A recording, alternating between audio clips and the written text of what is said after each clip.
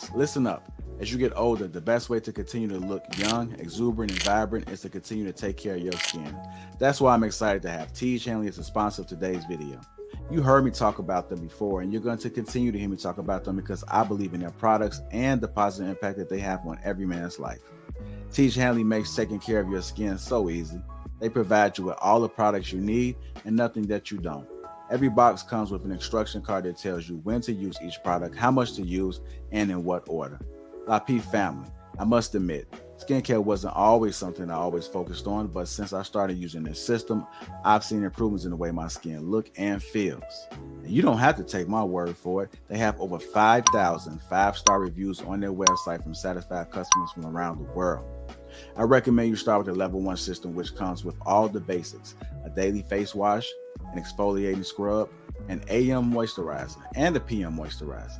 In addition to amazing skin, members of Teej Hanley get tons of benefits, including at least 20% off retail price, the ability to customize your box, pause or cancel at any time, and free US shipping. And because Teej Hanley is sponsoring today's video, they're offering my viewers a great deal. Just click that first link in the description and you'll get 30% off your first box plus the free gift.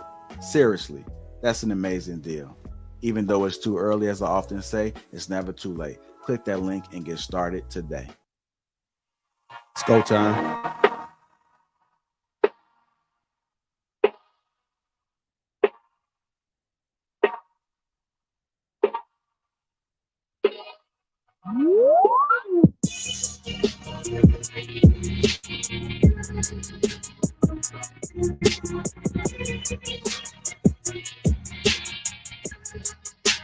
What's going on, family? Welcome to King Talking Lapeef Network. Let me go ahead and introduce the crew. We got Mr. Shannon Rawls, Luis, Trail Smooth, Purple Pill Pie, Sean Antonio, Pink in the Basement, and myself, Lapeef JR. Welcome to King Talk.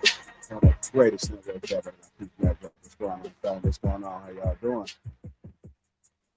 Good, man. Good. Doing good. I think you froze, man. Yeah, I think you froze, JR. Yeah, you're gonna have to plug and replug your camera. I'm showing something with hold on. Yeah, I'm showing something. Make sure this Ethernet is plugged in. It'll be. I've been away from the setup, so. All right, there you go. There you go. You coming back. All right. I'm gonna work on it after I introduce the first topic, but it's good to see you guys, man. Good to be back here. I feel like I've been away for a while. Like I've been missing in action, but I'm back. I'll be back Thursday as well. Heard things got a little bit out of hand. Got some calls from HR. So, but yeah. They still calling? Yeah. They still calling, man. And, they're still leaving voice messages. You know, all type of stuff going on, man. Reaction videos. Just like, what the hell happened? What the hell happened? Hey. It's like it's never a dull moment, but anyhow, let's go ahead and get this show started. What's going on, Shannon Ross? You got to tell us how everything went, man. How'd it go? The conclave was a smashing success. Fantastic. I love Atlanta. Wonderful city, wonderful people. The weather was Atlanta weather, but the brothers that came out for the Black Manosphere Conclave 3.0, it was dope, man. 3 days, 12 speakers, hour each. We broke bread. We talked. We discussed all facets of greatness for Black men. You know, that's the whole purpose of the Black Manosphere Conclave, is to make men better men. And it was great. We offered a virtual option for people to tap in. I didn't think that was going to go over well, but it eventually had.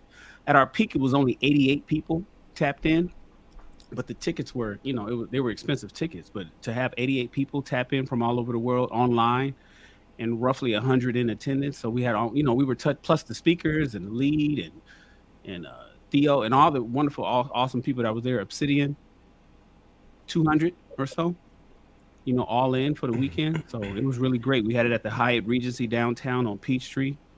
And next year we're going to be in Houston, man. So you guys, if you guys want to get involved, let me know. JR, you know, I invited you out, but I know you were busy. So I'm trying to convince you to come out next year. We're going to be in Houston. It's going to be another 3 days. And it's going to be like every year I want to do it 3 times bigger. So this year, my goal was to have 100 men came out. I smashed right through that. So next year I'm looking to have at least 300 black men come out to the conclave in Houston. So appreciate you asking, bro. It was good. No doubt, no doubt. Good thing, man. So you guys haven't already, especially we hit the like button. Also, make sure you subscribe to the channel. Shout out to the sponsor, THM Uncomplicated Skincare for Men. That was signed along with a free gift. That link is in the description. So go ahead and fit the tees, man. It's been working some wonders, man. Yeah, crispy, man. Got some beer stuff coming up too, man. So y'all stay tuned for that. And I've been just working out the kinks a little bit, man. Seeing how the product works. Because whenever I put something out there, I got to make sure that it reacts to all types of hair, coarse hair, curly hair, you know. So we'll see what it do. With that being said, let's go ahead and get this show started. I'm trying to figure out which direction I want to go in, man. I really wanted to kind of stay away from that Yeezy situation. So I might go ahead and touch on it a little bit after this first topic. It's going to be real quick. We probably keep it like 8 minutes, 8 to 10 minutes or something like that. And then we'll keep it pushing. I feel like everybody been beating a dead horse. And realistically, we don't even know what really happened. All we're doing is just speculating. So I don't want to just keep talking about it, but I feel like it's going to be right to get your thoughts because who knows what you guys may say. Sometimes Shan like to say something that's just a different perspective nobody's never heard. We have to consider. So maybe that might happen tonight, maybe not. We'll see. But I do want to talk about I ran across this video, man. It's health. So I'm gonna go ahead and play this clip. Do want to get you guys' thoughts about it. Hit the like button. Also make sure you subscribe to the channel. Here we go. Asian has a body mass more than 25, then he'll start running into problems. He's getting overweight now. South Asians, 23. 23. Your body mass index needs to be less than 23. Your blood pressure needs to be less than 130 over 85. A Caucasian can handle 140 over 90. You can't. You need to know this. So when you go to a doctor, it's not one treatment for all, which is what we tend to do. South Asian walks into my office, a black guy walks in there, a Hispanic walks in there, a Caucasian walks in there, everyone treat them all the same way. You can't do that. You see, so if a Chinese guy has high blood pressure, he's going to get a stroke, a hemorrhagic stroke. At the same blood pressure that the Caucasian will have nothing wrong. And at that same blood pressure, the poor black guys, they get kidney failure. Go to the dialysis center, you'll see it. So these are ethnic genetics that cause different phenotypes with the same degree of disease. Something going on here because we are all made different. Your genetic background is totally different than the genetic background of Caucasians or Latinos or blacks. They all have their problems. So when a black guy comes into my office, I'm really worried about his blood pressure. And the first test I'm going to order is a kidney test because his creatinine is already elevating at 140 over 90. The Chinese guy that walks in, and if he says, I got this intense headache here, he's got a stroke, he's got a hemorrhage. So you got to know some of these things. Let's go ahead and dive into it, man. Black people in health. Not black people. We talked about everybody, man, but it is kind of interesting. I ran across this because every time we go to the doctor, I don't think enough people even go to the doctor. Have anyone of y'all got a checkup this year already? About to go into the fourth quarter. Look at Purple Pill. Ain't been to the doctor since the pandemic. You dead ass serious. I was joking, but it's like you're serious, man. But let's talk about it, man, because every time we go to the doctor, I had this Indian doctor that I used to go to. I don't go to him anymore, but he wanted to check the prostate a little early. Ooh, yeah, good reason. Yeah, he said from what he noticed in his patients, first of all, I couldn't do it the first time. It was kind of stuck up on me. I probably told this story, but I didn't know what he was doing. I was going for a checkup, and I'm like, what you doing? I'm like, nah, bro, I can't do that. I can't do that. So just to speed through the story, I left. I talked to HR, as a matter of fact, because the HR is a little bit older than me. He told me, he said, man, you got to get your, man, I don't know about that. Man, they do what? So when I went back to the doctor, you know, it's something that you got to do because I'm 56. So I'm probably past the age where it needs to get done. But from what he told me in relation to the video is that black men get prostate at an early age compared to everybody else. I was unsure of that data, but coming across this video, I found it interesting. And I thought for the intro video, we should put this in there because I don't think we promote men, well, everybody going to the doctor, but in particular, since it's King Talk, men going to the doctor. I just went to the doctor a couple weeks ago, and the person that I'm seeing says that there are things you can do. There are signs that will let you know that you have prostate cancer or you are a candidate or you leading up to it. So this is something else. And I feel like every time I go to the doctor, they all got their own perspectives and opinions as far as what's what. But let's break this video down. She said that I kind of got thrown off a little bit because saying Doc Stigler came in, but basically she was saying that there are tests that we can run where you don't have to do that test. Now, I'm not 100% sure. I'm not in the medical field, but she said that if you take the right test and you look for the right things, then you can kind of get a sign as if you're heading in the direction of having prostate cancer. I'm hoping that's the case. That way you don't have to go through that test again. But let's talk about it. What do you guys' thoughts?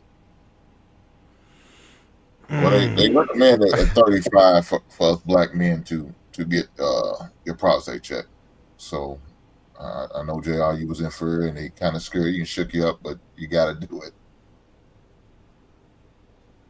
I wasn't ready, man. I wasn't ready. I got you. So my father had prostate cancer. He made it past it.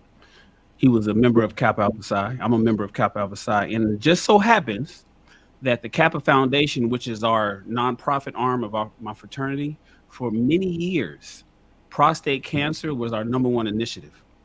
In fact, my fraternity does a free prostate screening for black men all over the nation.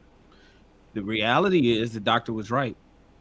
Black men tend to get prostate cancer higher than all other races. Why? I don't know. I'm not a doctor. I don't know the reasons why. I just know the numbers. Why prostate cancer, specifically prostate cancer, is one of the reasons. Is it because our dicks are bigger? Is it because, my father also had high blood pressure right when he died. He died of cardiac complications. He took the jab, died 2 weeks after his second jab. So I'm a conspiracy theorist. We won't get into that, but he did have high blood pressure. He was on medication for high blood pressure. It's one of the reasons why I work out like I do and I talk about physical fitness like I do. And prostate cancer, my father had. Didn't know it. None of us knew it. He kept it quiet. And we found that out in maybe the last year or two before he passed away. And we only found out because he got through it. Remission is what it's called. So we could talk about colonoscopies. I had to get mine done early because I was diagnosed with complex diverticulitis about 5 years ago. I'll explain that later. I'll let somebody else speak. But the reality is black men versus white men versus Asian men versus Middle Eastern versus, Hispanic. We're all different. Physiologically, we're all different. And we all have different needs. And to just have somebody throw a blanket diagnosis across male human beings is bad medicine, in my opinion. I dealt with let me say this. I had to go with my grandfather when he was dealing with colon cancer, and I talk about this usually when I in my show and stuff. I talk about prostate and getting your prostate check and your colonoscopy, because that colonoscopy cancer is a mother, man, and I watched him go through it to the point where he couldn't control his bowel movement. It would come, he wouldn't know because he was so numb. He had no feeling no more down there. And I was on my way to take him to a doctor visit, and he had an accident in my car. And it was kind of embarrassing. You know what I'm saying? It was embarrassing for him. So I had to make sure I took him in the house, get him in the shower, get him cleaned up, and then go out there and clean up my car and get it detailed. But, it was rough, man. I mean, it was to the point where he liked to stay downstairs by CB radio and just hang out and hang on CB. He would have a bucket downstairs because he did, and he would just sit on the bucket most of the time because he would never know when he has to go to have a bowel movement. It was that bad. So I first had my colonoscopy when I was 43, and so they recommended me that early because of my history. My dad had to deal with it. My grandfather had to deal with it, so I had to make sure I had to take care of myself. And if you get it detected early, it's curable. So definitely, try to get it early as possible. Did you lose your grandfather? Yes, sir. Yes, sir. He did eventually pass because of colon cancer. So colon cancer. So I lost my grandfather to colon cancer as well. I lost my colon cancer is almost it's one of the ones they say is like a death sentence. Colon cancer and prostate cancer is different. If you know somebody that has colon cancer and they caught it late, it's just, it's what they say is pretty much get your affairs in order. Yeah. So, condolences to you, brother. I understand what you went through because my grandfather passed of the exact same thing, colon cancer. Thank you, sir. All right. Go ahead, Luis. Yeah. Thank you guys for sharing. One of the things that I would like to share is that although I don't have those particular stories in my family, I do have ones of high blood pressure. And high blood pressure is a silent killer. It's very important to see your doctor at least once or twice a year, especially if you're having any type of complications. But also, gentlemen, especially the young ones out there, do not stop investing in yourself. Do not let yourself go. Continue to work out, continue to go running, hiking, biking, get outside, keep moving. Don't stop. Don't slow down. You know what I'm saying? And be mindful of what you eat. You are what you eat. And I think that we can't stress enough about the food culture that we have here in this side of the world, right? In terms of our choices and what we elect to put in our plate.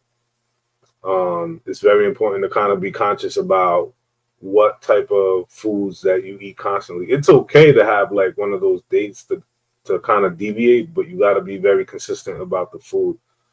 We know we love soul food. You know what I'm saying? We love that great food, but you got to understand, I think there's variation in everything. And I think those food habits and the things that we elect to do, over consuming alcohol, I think at a certain point you got to slow it back. Tobacco, I think that you got to be a little bit more conscious about the choices that we make. And these things are going to affect what type of lifestyle we lead. But yeah, genetics plays a huge role in having access to healthcare. You know what I'm saying? For those guys who have those jobs and the 401ks and all that stuff, do not stop going to the doctor. Make sure you make a list, make a family tree. Like, look, my grandfather died of this, my grandma had this, and just make a list so they stay on top of it. And you can also stay on top of it as well, and stay on top of your health and, continue to take care of yourself because you only have one body. You got to take care of it until, the very end, and you can get the maximum out of your life. But, I think that we can't stress enough the health component of a lot of young people. And I'll land with this one. Even testosterone in men is low compared to 100 years ago, and compared to today, it is completely low. It's probably 50% of where it used to be. So even that is a concern. And you guys have to take a very good look at, environmental factors and what you're getting into. Are you? So if it's low, then what do you do? Is it medication or what is it? I mean, if your testosterone is low, I mean, I guess it depends on age. They have a chart. They pretty much chart it out based on like age and all this stuff. If you are lower than a certain threshold, you should see your doctor would probably prescribe or recommend, testosterone injections or some sort of other medical procedure. But I think that there is a screen for concern that if we compared to where we once were in terms of men's testosterone compared today, it's half of that. You know what I'm saying? Compared to their grandfathers and today, it's nearly half of that, right? So there's a larger conversation to be had. Obviously, there's a lot of things. It's the water, it's the air quality, it's the lifestyle that we lead, right? We're working more, we're more stressed. There's just a lot going on. And I think that those factors play a huge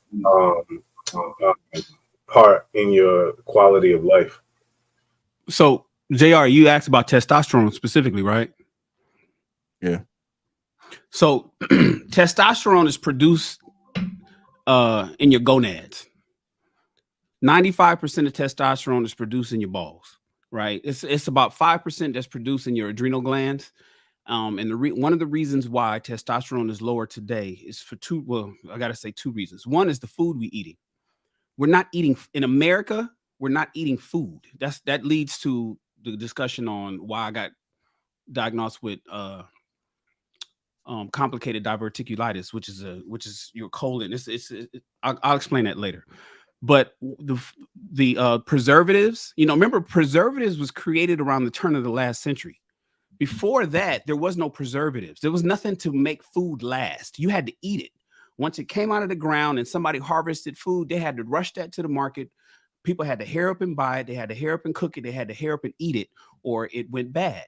Now, food, we store it, we last it, we put these preservatives in it. That's the difference between, one of the things is when they say it's organic? Organic is the difference on was pesticides used or not. So we're eating food that has pesticides in it. We're eating foods that have preservatives in it. So the milk lasts longer, the eggs last longer, the meat lasts longer, your bread lasts longer in the cupboard. It doesn't mold too fast. Fast food, the levels of preservatives in fast food for it to ship from McDonald's headquarters in Utah over to your city, and then to sit in the freezer, and then to finally cook it in for it to last all day. We have all those things. So the food that we're eating in America ain't really food. So there's that. And then the other thing is people aren't active. So if testosterone is produced in your balls, and you're sitting at a desk 12 hours a day versus the man that was out in the field 100 years ago, harvesting the field or wrangling horses or walking or lifting and building the country and doing stuff. And outside, men were outside doing things 100 years ago, whereas now we are at a computer all day. We're on our phones all day. We're riding in the car. If we got to go somewhere, we're riding in the car, or we're on the subway. We're sitting down on our asses with our balls tucked between our thighs all day. And then we're eating this food, so-called food.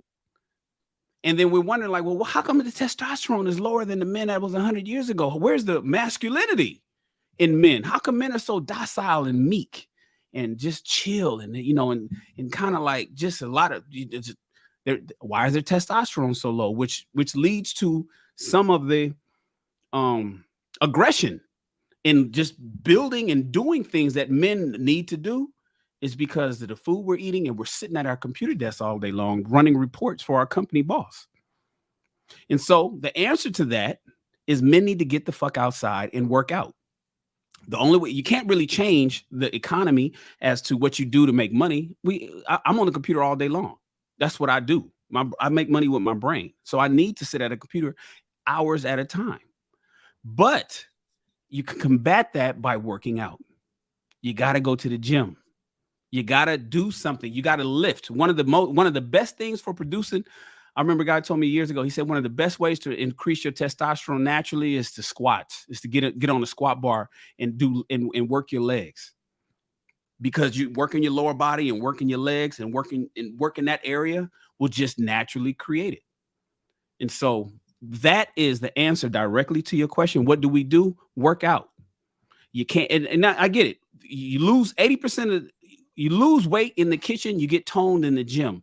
but you stay healthy in the gym. You live longer in the gym because you're doing things in the gym that supplants you sitting on your ass all day at your office job. Don't skip leg days, gentlemen. You know, let me throw this in here too. Yes, Let me throw this in here too. My best friend died of cancer. My only best friend. He was the only friend I had. Best friend before I met him in 1984 at age 12, and he was my best friend. We went to the Army together. We did everything together, and he died in February 1st, 2010. And what he told me when I was in Atlanta. Ironically, I was in Atlanta in 2008 shooting a movie, and he called me and he told me that he was diagnosed with cancer. He said he went to go take a piss. He saw something in the urine when he took the piss. He said it was no pain. He didn't feel anything, but he saw like matter, like in the toilet bowl. So he went to the doctor, got diagnosed with cancer. He called me crying. I was in Atlanta at the time. Aggressive cancer that he only had 6 months to live. He made it for 18 months. Made it till 2010. But after he did his research and he went through his chemotherapy, he did everything. He said, Shannon, red meat killed me. I remember it like it was yesterday. My best friend, DeMarco Smith, told me red meat. After now, mind you, we extremely intelligent, very smart, did all the research, did all the homotherapy. He did everything. He studied everything. Dr. Sebi, he did it all, went deep and and his conclusion was, I died because I like steak. Now, I stopped eating pork in 1991. I don't eat pork. I don't really eat red meat, but every once in a while I'll dab into a burger. Ladies and gentlemen, Lewis said the best thing. Your diet matters because if you're going to kill yourself, you're going to kill yourself because of the shit that you eat, because you're late and you're hungry and you drive it and you see that quick. Anything, I tell people all the time, if it has a drive-through, don't eat it. If you got to go get some food and the place you're getting it from has a drive-through, don't eat it. Because the food is what's killing us. So I don't know why people eat pork today. I can't explain why people just got to have their ribs, got to have they fat back and all that kind of stuff. But if you have the discipline and you can find alternatives, please do, and get away from red meat as well. I don't eat red. I'll have a burger once every 3 months or so. So maybe 3-4 times a year I'll have some red meat. I don't eat steak. I eat all white meat. And I don't even want to do that. I really want to become pescatarian, but it's just tough. I'm 50 and I jumped on this late. If you have children, don't have your children eating burgers and junk like that, because all you're doing is repeating the cycle that we already know. It's one thing to know the information. It's another thing to know it and keep making the same mistake over and over again. All right, that's it. Shannon, so I'll say this. Well, first off, shout out to the chat because they got a lot of good information in there. They're really on one tonight. The doctor made an excellent point. There is no one size fits all, right? And genetically, I understand racially, but then there's it even goes beyond that, because we could all consume the same exact diet and different things are going to happen to all of us. I think your best bet is, if you're going to invest in yourself, try to get with a legitimate nutritionist, right? You need to kind of understand what certain foods will do to your body specifically, right? I know, Shannon, you were saying that the red meat is bad. However, there are some people, including like Jordan Peterson, he talks about it, where he only eats steak only, and he's got rid of all types of problems he was dealing with, between gum disease and psoriasis and insomnia, all kinds of things. So there are some things that are universally bad. Red meat definitely is bad for some people, but you have to be able to identify that as an individual. Salt is probably universally bad. Too much sugar, too much alcohol, universally bad. Sugar worse than all of it. Yeah. Eat the meat, kill the sugar, you'll be all right. Yeah. And that's one of the things I did. One of the first things I did as I stopped eating like cakes and stuff. I might have it like twice a year, maybe Thanksgiving and my birthday or something. I'll eat some cheesecake, but I eliminated sugar. I cut down on alcohol, maybe 90%. I don't drink any sugary drinks. I've limited the starches a lot, and it's working cool. When I go get checked out, it's 120/80. Everything that I've done, I haven't done that prostate joint yet. I've been holding off, but I was waiting for a better way, and fortunately, somebody saying there's a better way that's less invasive than that. I'm looking forward to the less invasive way, to be honest. But I do know it's something that I have to address regardless of what, because I'm about that age where it's time to do it. And I don't think I'm glad that us as gentlemen decide to do this every Tuesday and talk about it, but it's something that families don't talk about, right? A lot of us are still eating slave food. When every time we get together and gather up, that's what we're doing. We're eating slave food. We never learn from it. We just watch it happen. It's okay to be obese. Everybody walking around here fat as hell, and we don't check each other about it. As men, a lot of times we will identify it. You know, I would love to tell women sometimes, like, hey, you know, you probably should chill, but they get so offended. So, you know, what can we even do about that? Because you can't tell them without getting your head chewed off, right? Because what do you mean? You know how it go. But yeah, we definitely have to hold ourselves accountable as men to say, look, man, when you're getting out of shape, you're getting out of shape. Come work out with me, right? A lot of us don't do that. We don't have a regimen. We don't have any type of discipline. That's what it all boils down to. In one word, is discipline. We eat whatever the hell we want. We drink whatever the hell we want. We smoking too crazy.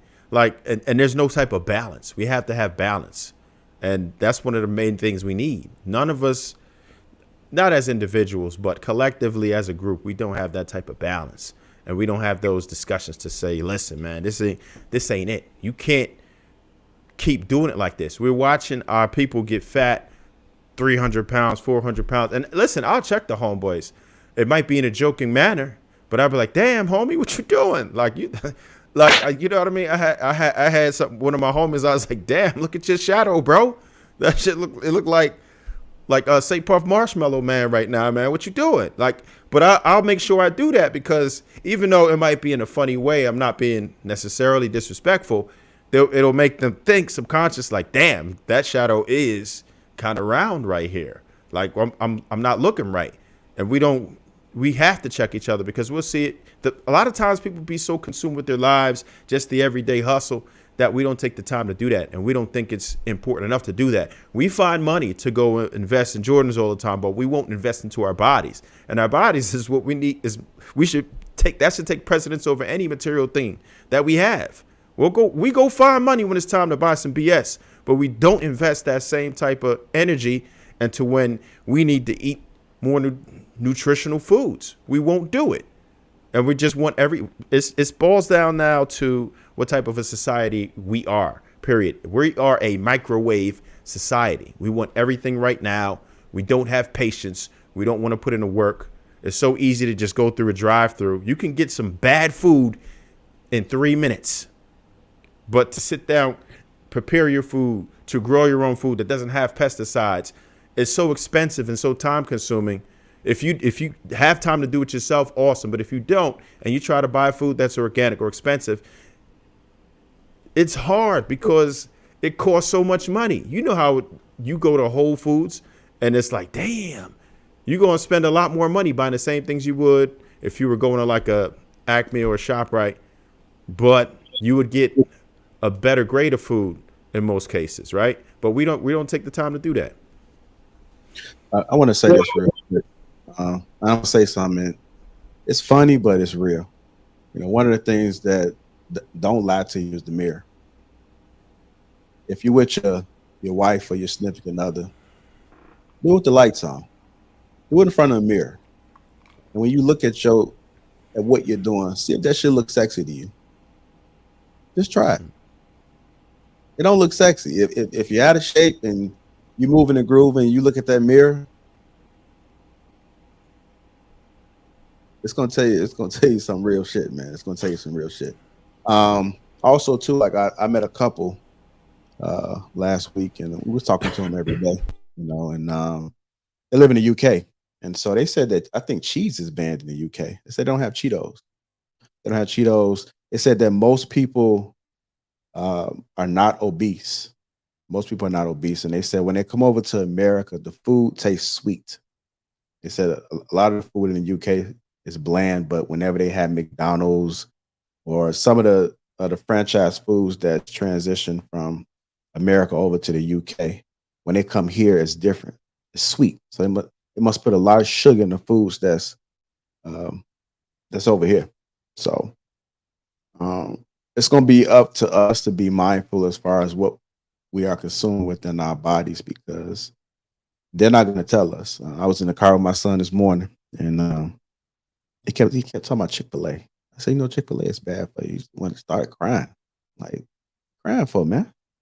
He's little, so it's not like, but I'm like, no, that's all that food is bad for you. And I'm talking about processing it. The best way is about the garden, but you got to start young. Like, these kids understand that stuff. If they can watch TV and they can regurgitate all that crap that they be saying and Fortnite, all that. Am I froze? Yeah, you still froze. You good? Your audio is perfect though. Yeah, your audio is great, so we just been rocking with it, man. Okay, y'all got to let me know. The conversation is everything, bro. Especially if you got froze the wrong face. Okay. Put it in the back chat. Hey, did they ban cheese or did they ban Cheetos? Well, I know they said they don't have Cheetos, and if I'm mistaken, I think this one said cheese. I think they might. Because Cheetos ain't cheese. Cheetos ain't cheese. Shit, Cheetos is just refined corn sugar. I know, with a bunch of other bullshit that makes it taste like cheese. Right. They don't have over there. So they do have some man, echo. Who is that? That you, Shan? I don't think so. I think that might be you. Yeah, it is you.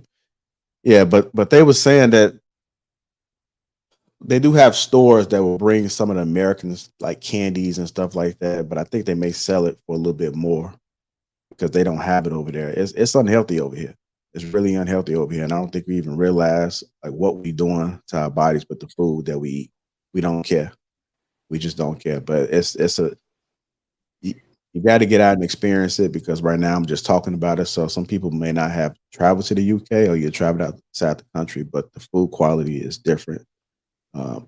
They promote, they ban certain things that they. That's crazy. So you saying that they slang Twinkies like dope? Yeah. Yeah, pretty much. Yeah, and it's a good portion of Europe where we can't do that, and Canada even has better food regulations than we do. And they let anything fly here. There's certain dyes and stuff they can't even use that we do, like in Gatorade and Cheetos and all that. They can't have that. What y'all are saying goes into my answer. I would argue, well, first off, Black people, generally, we have an inflammation problem. That one of the top drivers of inflammation is high fructose corn syrup. Literally, it's the worst refined, quote unquote, sugar or sweetener that you can have. It's in all the juices you drink, the ketchup, pop, what we call soda, whatever you want to call it. It's in breads. If you're buying things with high fructose corn syrup and you feed them to your kids, you may as well give them a cancer diagnosis yourself. I know that sounds crazy, but high fructose corn syrup. And I saw in the chat they were talking about sugars that were healthy. There are no healthy sugars. There are none. If it's not a naturally occurring sugar that comes in the form of fruit, maybe you can go as far as stevia, but there's no such thing as a healthy sugar. Sugar causes inflammation. It's a driver of obesity and a lot of different things. And high fructose corn syrup is also linked to cancers, literally the colon cancer you were talking about. Another issue is that when you look at clinical trials, us, specifically Black people and Black men, are underrepresented as it relates to clinical trials. My ex, she does clinical trials for a company in New York that came up with the thing that saved Trump's life. So what you see is that we're underrepresented, and so when they come out with these products, they're not generally taking our DNA or our anything about us into consideration. And so yes, we have a lack of access to healthcare. Yes, we have a lot of us who don't want to go and get checked out at all. But yeah, we are not represented in terms of these things. But if you want to just have the quick and dirty thing that's going to save your life, probably stop consuming things with high fructose corn syrup. Also, just speaking for a person like myself, right now, I'm on a weight loss thing. I have a herniated disc. And so for years, they had me taking steroids. I was taking steroid shots and I was taking the steroid pills. Gained 60 pounds quick during the pandemic.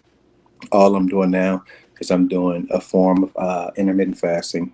I walk at least 5 miles a day, and I'm eating whole foods. I'm eating clean. And so in the last month, I lost like 20 pounds. You know what I'm saying? So there's really no, it's really not as complicated as people make it seem. Literally, if you eat clean, you don't eat all day. All that eating 6 meal shit is the most terrible thing that's been fed to us in the world. Every time you eat, it triggers an insulin spike. Insulin helps motivate your body to store fat. So you do better restricting your eating to a certain window, whether it's an 8-hour window, 6-hour window, 4-hour window, whatever you want to do. Eat clean during that time and actually get up off your ass and move.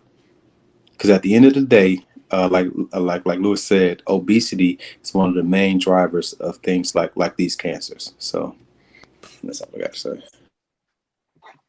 There was something that Trev brought up earlier about, not having, I don't know if you said not having access or not having time to healthy options or healthy foods and stuff like that. Like, I was saying because it's all right. If you look at what's in like certain neighborhoods, you only find those foods like wrapping snacks and stupid stuff like that. Those Danishes with all the sugar. You only see those things in certain places, right? Strategically placed, and they're cheap. You have access to it because it's so cheap, right? But then when you want to eat healthy, it becomes more and more expensive, right? I've ate both ways, and it's harder to do, right? It's not impossible, but you have to make a serious effort if you want to eat better because it's so easy, so convenient, so cheap to eat trash. Yeah, and I think that that's also by design. And I think the only remedy to kind of combat that is that people need to learn how to grow their own food and probably, have their own aquaponics, grow your own, certain vegetables and healthy options.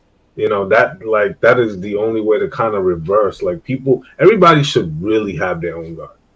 If there was an ideal utopian society of how people should live, everybody should be self-sufficient, that they have a certain component of their house where they have a garden where it grows its own food, or at least community gardens. I know they've started that. I know they have them out there in LA, Shannon, because I know they did it in Boston, and the rooftops up in New York, they repurposed a lot of rooftops. Some of them had to be redone because they couldn't take all the pressure of the excess water in vegetation. But that is also another way that has been used to kind of come back, like, community gardenings, community, teaching each other about nutrition. It really is a grassroots effort. It starts on the ground, and it starts with one voice, and then getting people constantly until you spread enough awareness, get a lot of people involved. Start teaching the kids young. They're already teaching these kids. You know what they're teaching some of these kids out here in Massachusetts and some of these more affluent neighborhoods? About recycling, about power, about, all these ventures of stewardship and how they play a role and how they have a certain carbon footprint from a young age, elementary, having these conversations. You know what I'm saying? So they're very much up to date in terms of the nutritional factors, how to read the labels on the back, and what things you should be consuming and what things you should be staying away. These are the same things that we need to be doing. We can't expect somebody else to sit on a podium who is not representative of us, who is not in the proximity or in community, to make that same value effort on us. We have to take charge. You have to take the reins and move forward. You know what I'm saying? Nobody's coming to save us. Nobody. And I repeat that, ladies and gentlemen. Nobody's coming to save you. You need to be able to band together and save yourselves, help each other, especially educate one another. you. Yeah. Mhm. I wanted to, say my part, but I had something to respond to kind of Lewis. So Lewis, I actually ran a startup when I was 23 years old for a company called Growtainers, and I did grow a lot of food and aquaponics, hydroponics, everything like that. And I used to sell to restaurants and all that shit. And that is something that needs to be done. But the really cool thing about the whole fasting thing, intermittent fasting thing that's going on, is say there is a lot of toxins in the environment, say there is a lot of bad things that we're eating and stuff like that. If you get your 15,000 steps in a day, if you only eat one meal at the end of the day, one big meal, and you make sure that you're so hungry that you don't care what the hell that meal is, it would be chicken and broccoli, and it doesn't matter because you're so starving, you're not going to care about eating the junk foods and stuff like that. It's so much easier to eat healthy whenever you're only eating like one meal and then like some supplements and then just some snacks that are healthy snacks, like my snack that I eat every day is just like Greek yogurt with protein powder in it and then a banana. That's like the first thing I eat before I eat my big meal. And it's just people really need to get on this fasting stuff. We used to do 15,000 steps a day back in history. We need to get back to that shit. Everybody needs to realize that you don't need to work out multiple days a week. You can actually work out 3 days a week and you go hard as hell on those 3 days.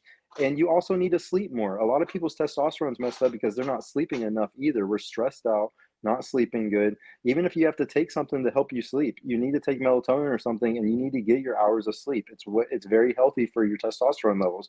And I'm doing a whole testosterone journey right now. I've been doing the fasting. I go and walk my steps every day.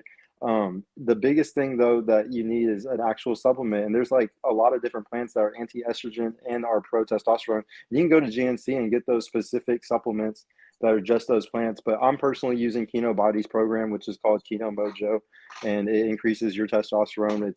He has lots of proof of it helping a lot of people. And if you're the type of person where you're a really natural person, you don't want to go get a needle in your ass, you don't want to give money to big pharma or something, I would highly check out how to get those those different plants that are organic that can help give you a higher testosterone level.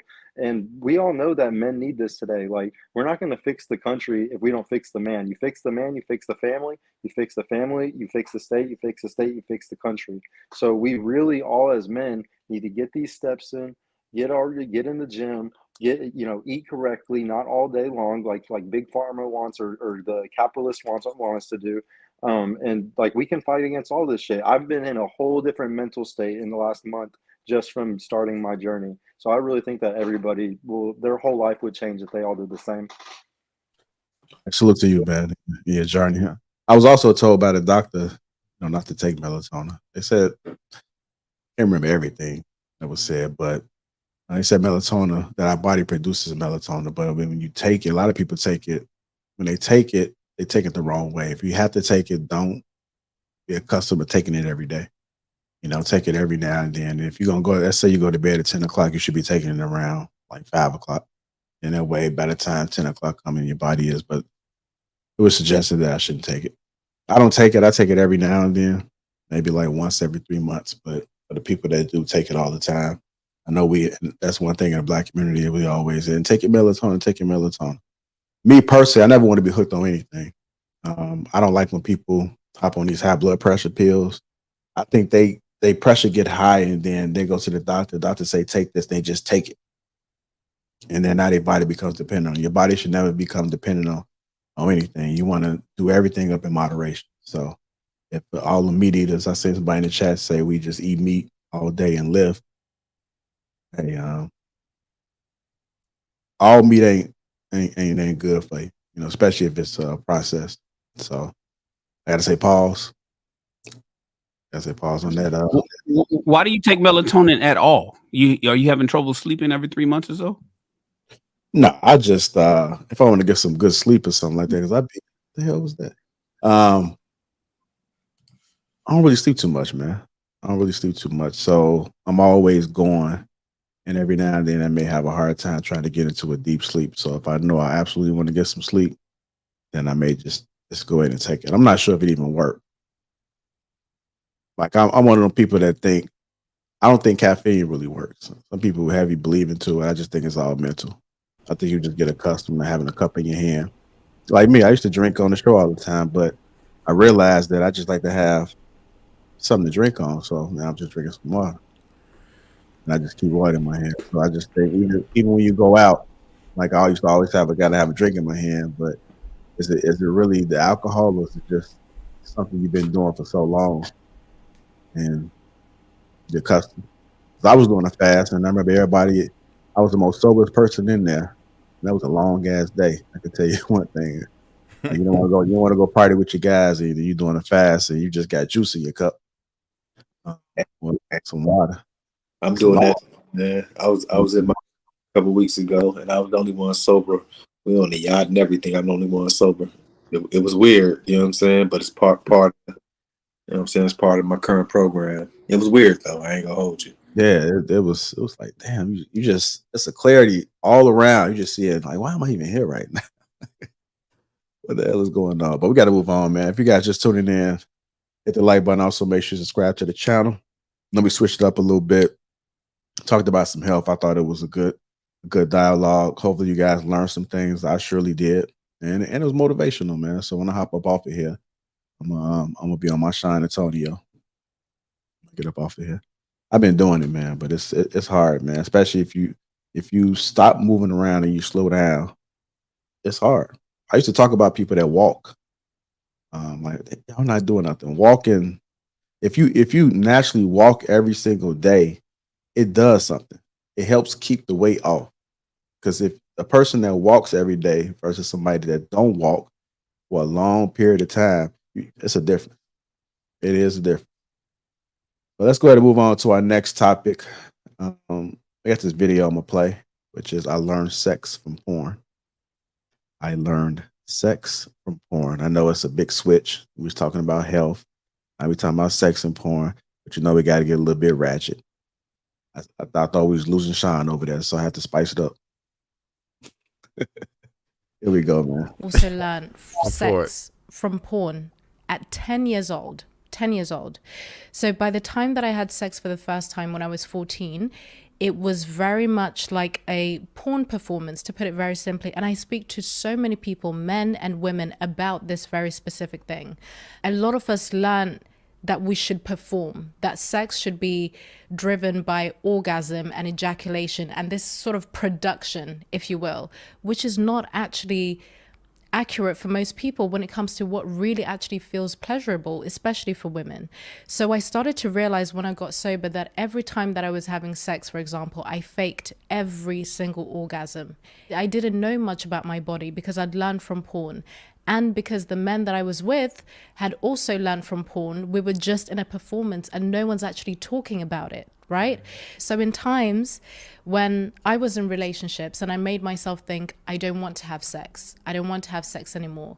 It actually was not that. I didn't want to have this type of pornified sex. That's what I actually meant.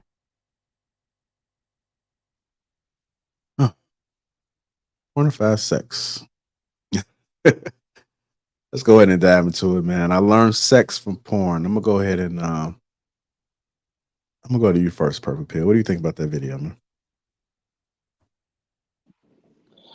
Yeah, that one is pretty wild, man. I gotta say, she's definitely under a certain age because when I was 10, I'm 32. When I was 10 years old, the only way I would have saw porn was like if I found a VHS or something, or maybe a Playboy magazine. I don't even think I was watching it on like I think the first time I saw a boob was on HBO. What? They would have the HBO specials like that they would always show. So and I was probably 11, 12, or 13 around that time. So this girl's probably young. She probably saw it from the internet like a lot of people see it now. Anybody under 25, 26 for sure is seeing porn at around that age. And this is what I talk about all the time on the show. Women can become traumatized very easily. And I think that's traumatizing. I've heard from other girls anecdotally of them seeing porn for the first time at a young age and it causing a huge issue for them, causing them to see sex completely different. Orgasm, just like what that girl's saying.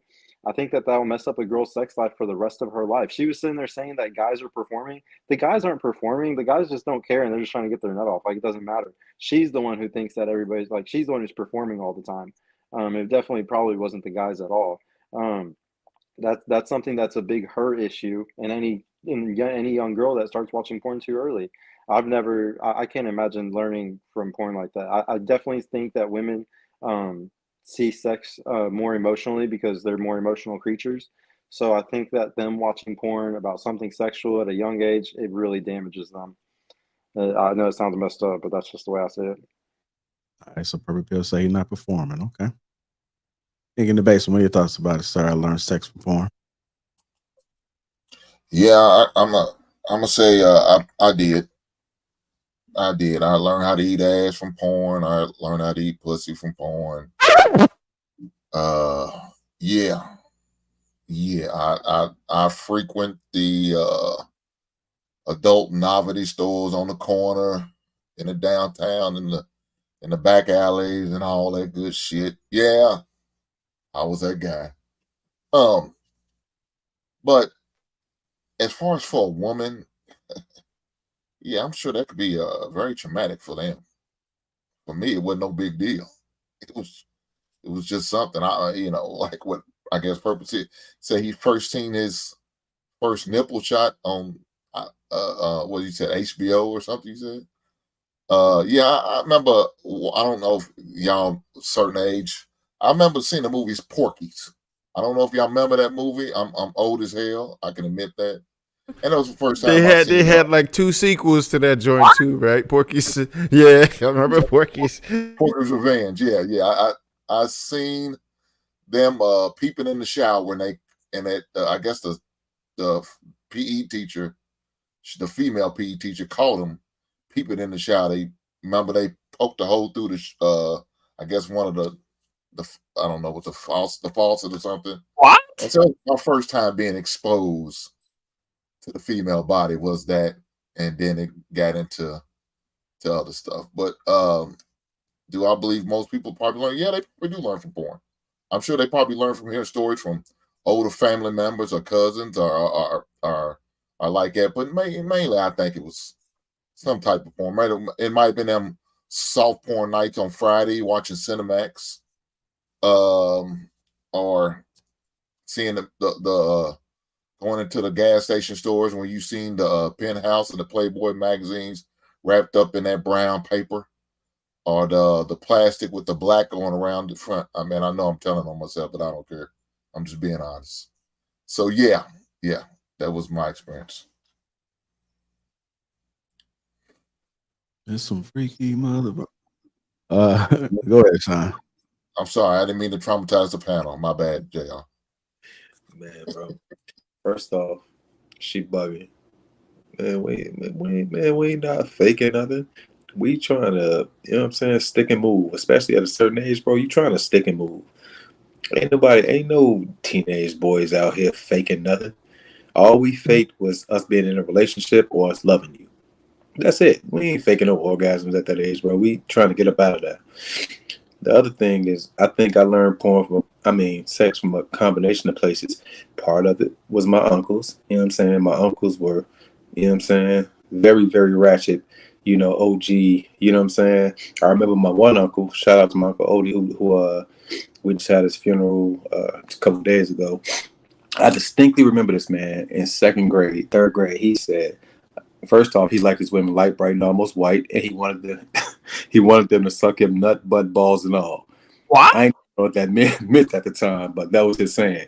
You know what I'm saying? So my uncles, you know what I'm saying, they had the VCR tapes. You feel me? And you could, when they left out to sell their weed, you could go in their room, put on that VCR. You could see a little something. We ain't had no cable or nothing like that, but y'all know how it goes. We all a certain age. When you turn to a channel and you really ain't got that channel, but through the squiggly lines you can kind of see some nipples and shit like that. Y'all may not remember that. Y'all might have had cable, but I didn't. You know what I'm saying? And so aside from that, bro, shit, trial and error. All trial and error. So I don't know what she talking about. She lives in an alternative universe from us. I wasn't faking shit, bro. All right. Go ahead, Luis. Yeah, I wrote some things down. The level of access that kids have nowadays is astonishing. At least it was difficult to get access to the VHS, or you had to go into the store and there was somebody that was gatekeeping from you to going in. But now it's at the it's like at the finger of your tips. It's like Uber Eats or DoorDash, you know, and a lot of this has a huge impact on young people's brains and young people's cognitive understanding of what they're watching, what they're experiencing, what they're really actually going through. We can't really expect young people to kind of understand what they're going through and them to be able to communicate their interests, sort of like the example that the woman just gave in the video. You know what I'm saying? She got to a point where she was like, I don't want to have sex, but what she was trying to communicate, I don't want to have a particular type of sex that it was, you know, seemed a little bit ambiguous in terms of consent.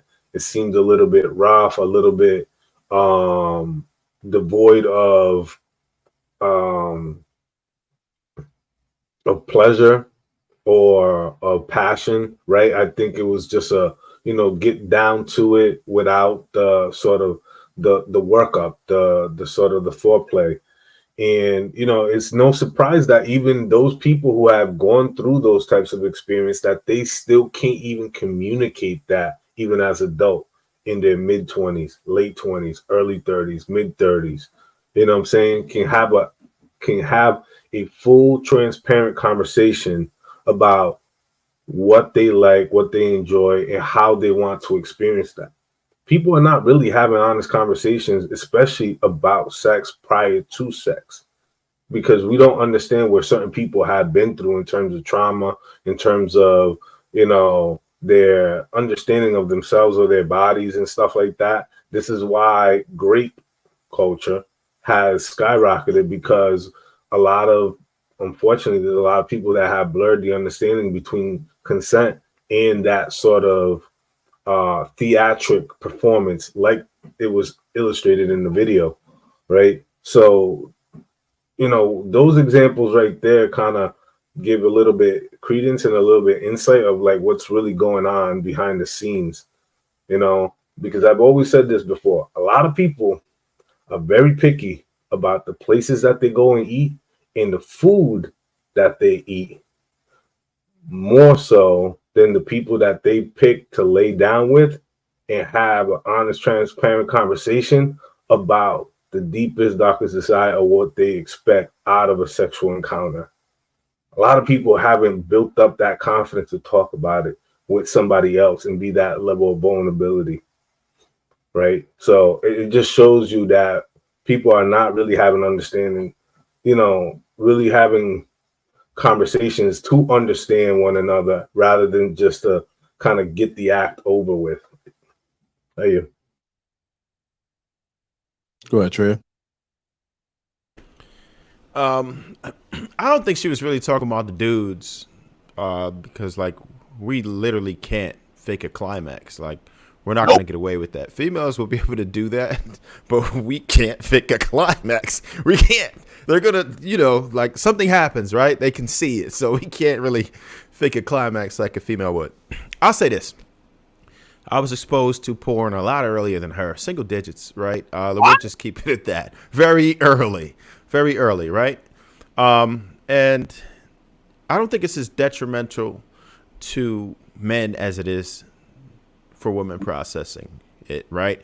Now, you see women who have been exposed to whether it be sexual content or sexual contact, and one or two things usually happen. One, they become extremely reserved, just tentative, just like nothing you want to really mess with, right? It ruined the experience, and they're uncomfortable with it.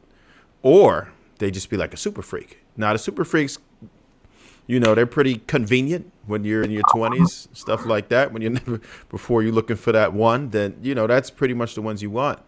But as a man, I don't think it has the same types of side effects. It does have some, right? Because I will say, you know, I was definitely intrigued by it, right? I would look for it. And I was exposed to it in school, by the way, because the other children would bring the children would bring like magazines and stuff to school, and they'd be like, hey, look at this. Or, you know, it is what it is. They would bring in tapes And I never had those tapes, but they'll give me a tape, and then I'll just pop it in. Real.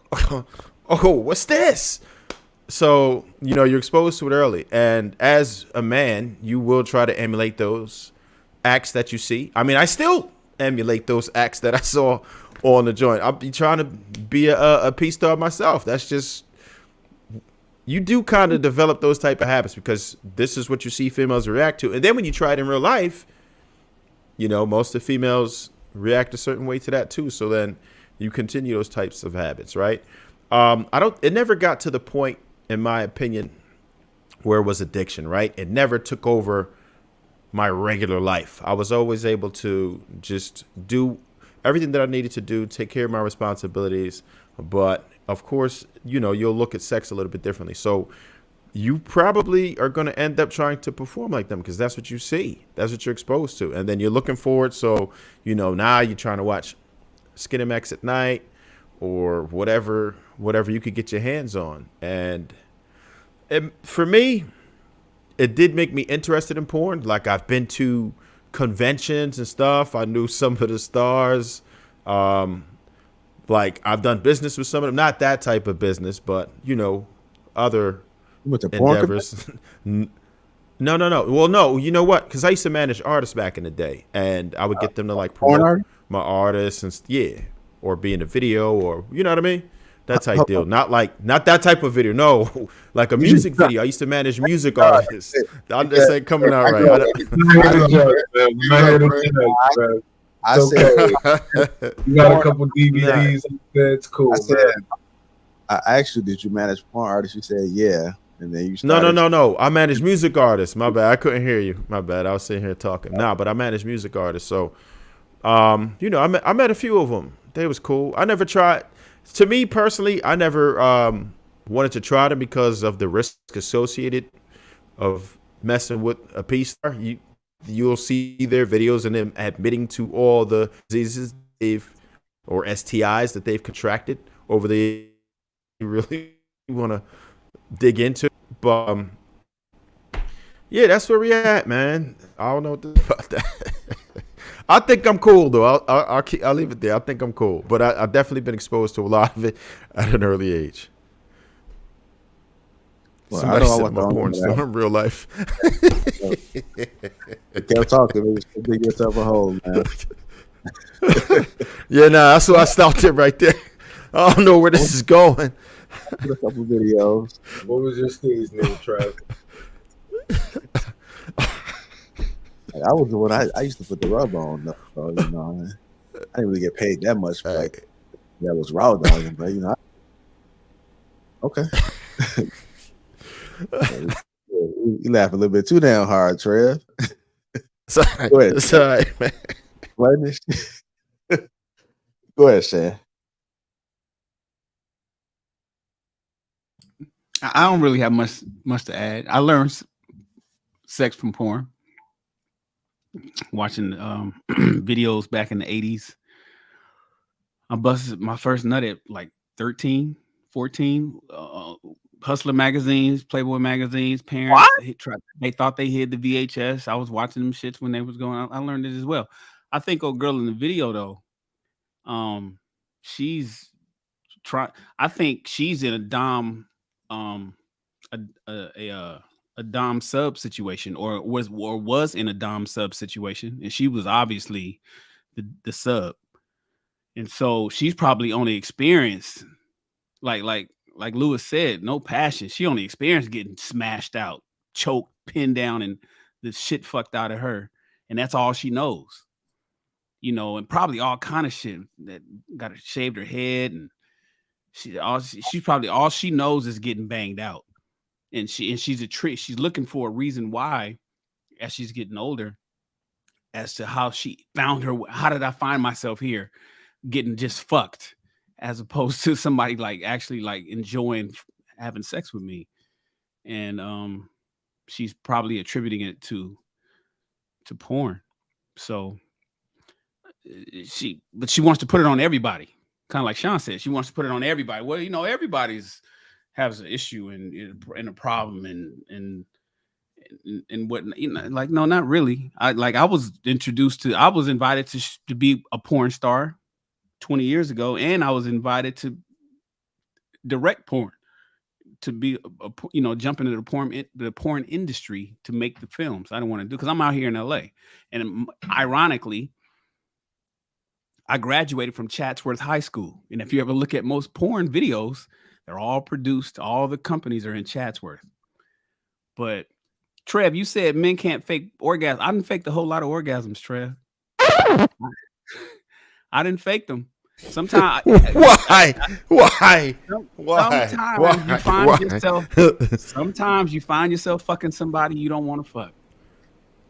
Look, let me tell you something. I have to. Listen, I took some for the team back in the day, like some scallywags that I would never ever do. Most of us took one for the team at least one point. You know what I mean? Look, I was the type of dude. I was the type of wingman that I will smash the 300-pounder just so you could get the baddie. I would never do that right now, but I was that. I would, the only ugly joints that I ever hit in life was because I took one for the team. That's what type of wingman I was. I was the ultimate wingman, right?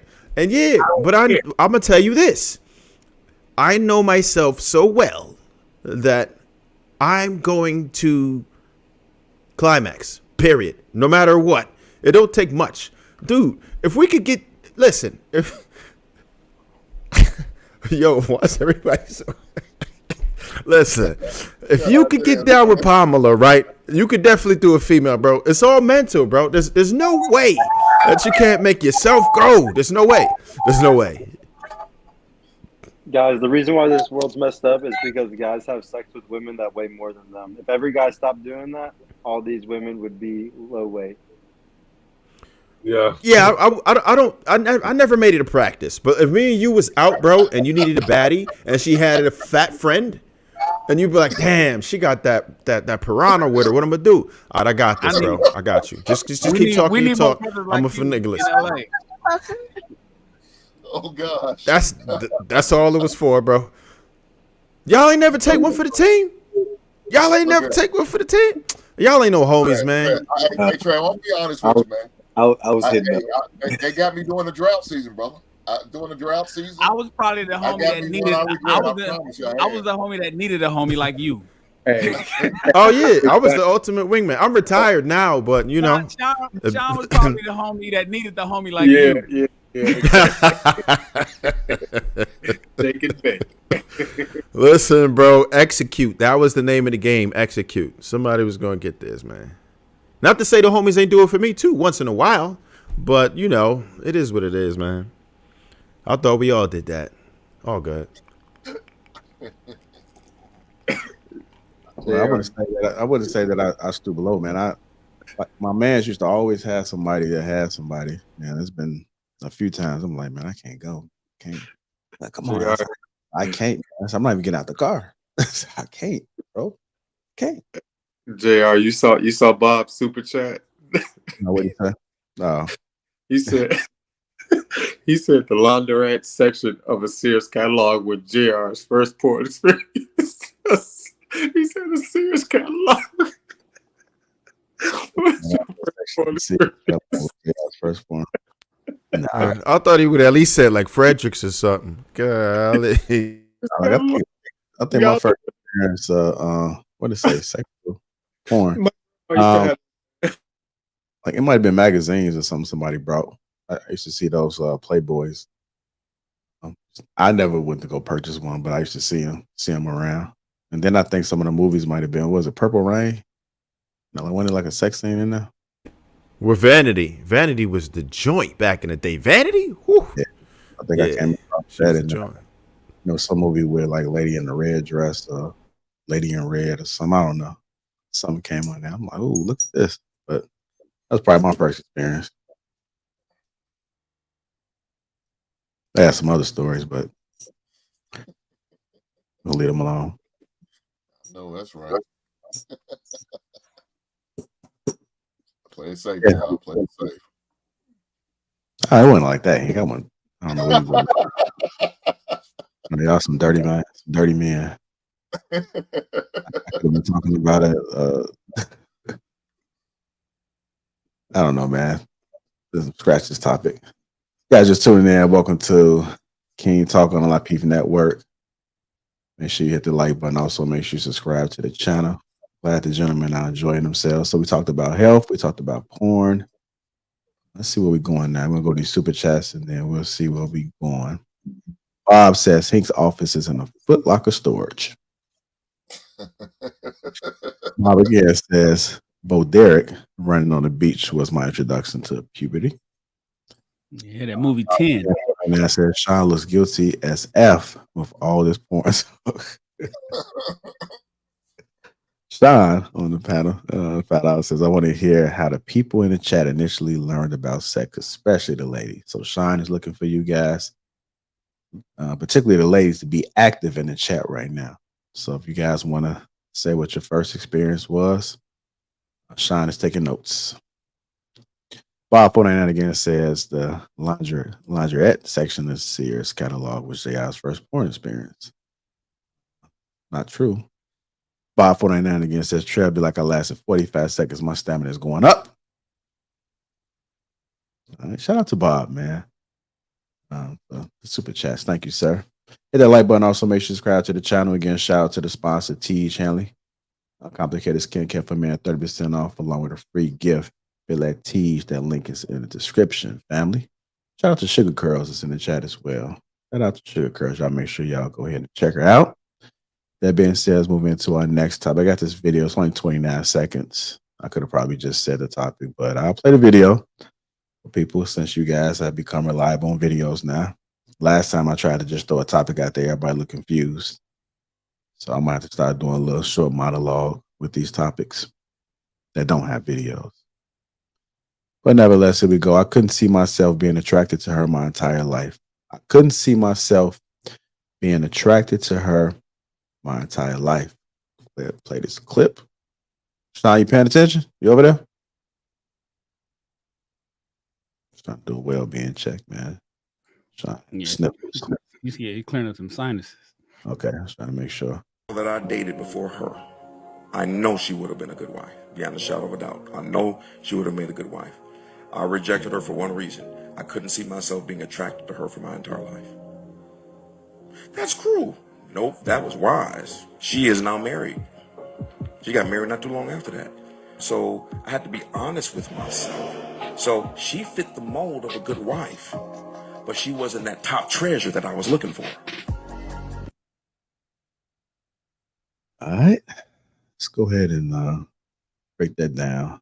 See, Shannon Rawls looking surprised. I'm going to go ahead and go to you first, Louise. I couldn't see myself being attracted to her my entire life. What do you think about that and what the gentleman had to say? Hey, man, at least he lived in his truth, man. You know, he didn't waste her time, strung her along, you know, made her, you know, baby mother and, you know, kind of taking her life in a completely different direction. You know, somebody else came in, saw the inherent value in her and married her. And now they have a family and now they have, you know what I'm saying, a beautiful life. But look, you know, don't make permanent decisions over temporary feelings.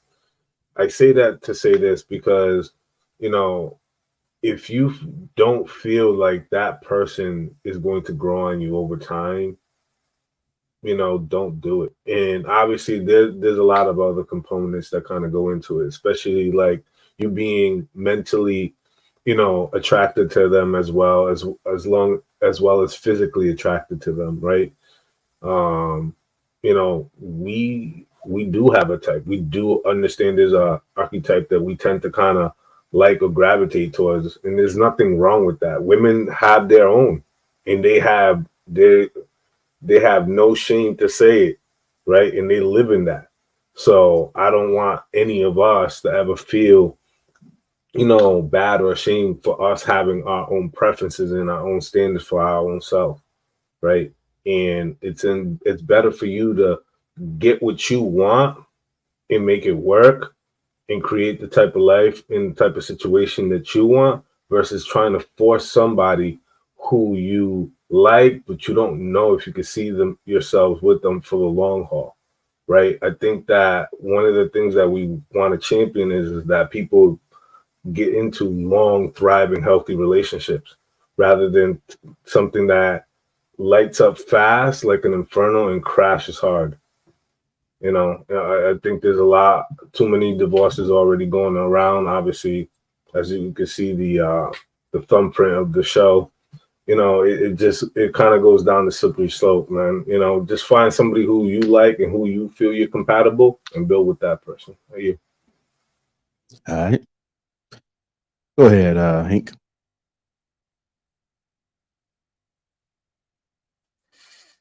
Couldn't see myself being attracted to her my entire life. Yeah. I had a couple situations like that, but for 20 minutes I was attracted to her. But once them 20 minutes was over, I was done with her. So yeah, man, that's crazy. As far as the video, at least like Louis said, man, at least the man was honest. He was straightforward and did what he had to do. Now I wonder what he ended up with.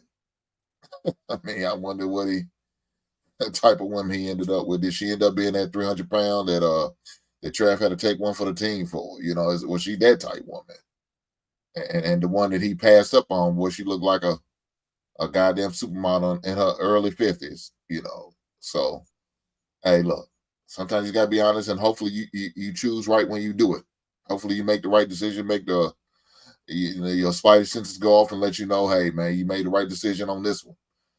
But you have some situations where, hey, you fucked up. He's going to take that L. So, yeah, posting up clarity is real. Posting up clarity is real. You think you like a chick, spend some time with her. Spend a whole day with her. Don't talk about anything sexual. Don't make any type of advance. Just have conversations about. See if you want to stick around more. See if you want to come back the next day and do the same exact thing or the day after that. You know what I'm saying? If you can't enjoy her like that outside the sex as well, because like once you already have it, you're like, oh, like, well, I don't really like you like that. Like that's where all the mystique just kind of goes away. Like when you're in that moment, that's all those Instagram filters, clouding your judgment. And then once you release it, all that goes away. And, you didn't really like the person beyond just a physical thing. That's why I'd be like, yo, make sure you like them and you like their personality as well. All right. Go ahead, Sean. Man, I say know your worth, King. You feel me? Look, man, know your worth, King, man. We are promoting men having actual standards today. Have your standards, bro. A lot of times, I can't speak for all men, but I would think a lot of men would agree with me that a lot of our feelings and emotions emanate from physical touch and physical interaction. So for me, say for instance, I like to see a package that I want to unwrap. Instead of nudity, I like to see a woman dressed up nicely and smelling nice and things like that. So for me, there's a strong connection between physical and how that translates into my mind, and then how that flows into my emotions and my feelings for a woman. So if he's not going to be attracted to her, I'm just going to keep it a buck. That sounds like the gateway drug to supplemental vagina to me. You feel me? Because if I'm not attracted to you, then at some point, my eyes are going to wander more and more. And these bad joints, that's probably going to give me some attention, especially if I'm nice looking and or successful. They going to start looking much more attractive than your ass, who don't go to the gym, who probably nag all fucking day and wasn't my type to begin with.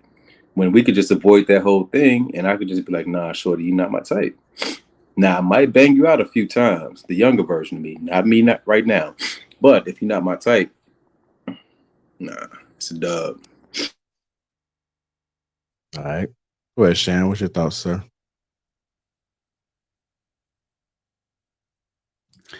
Shout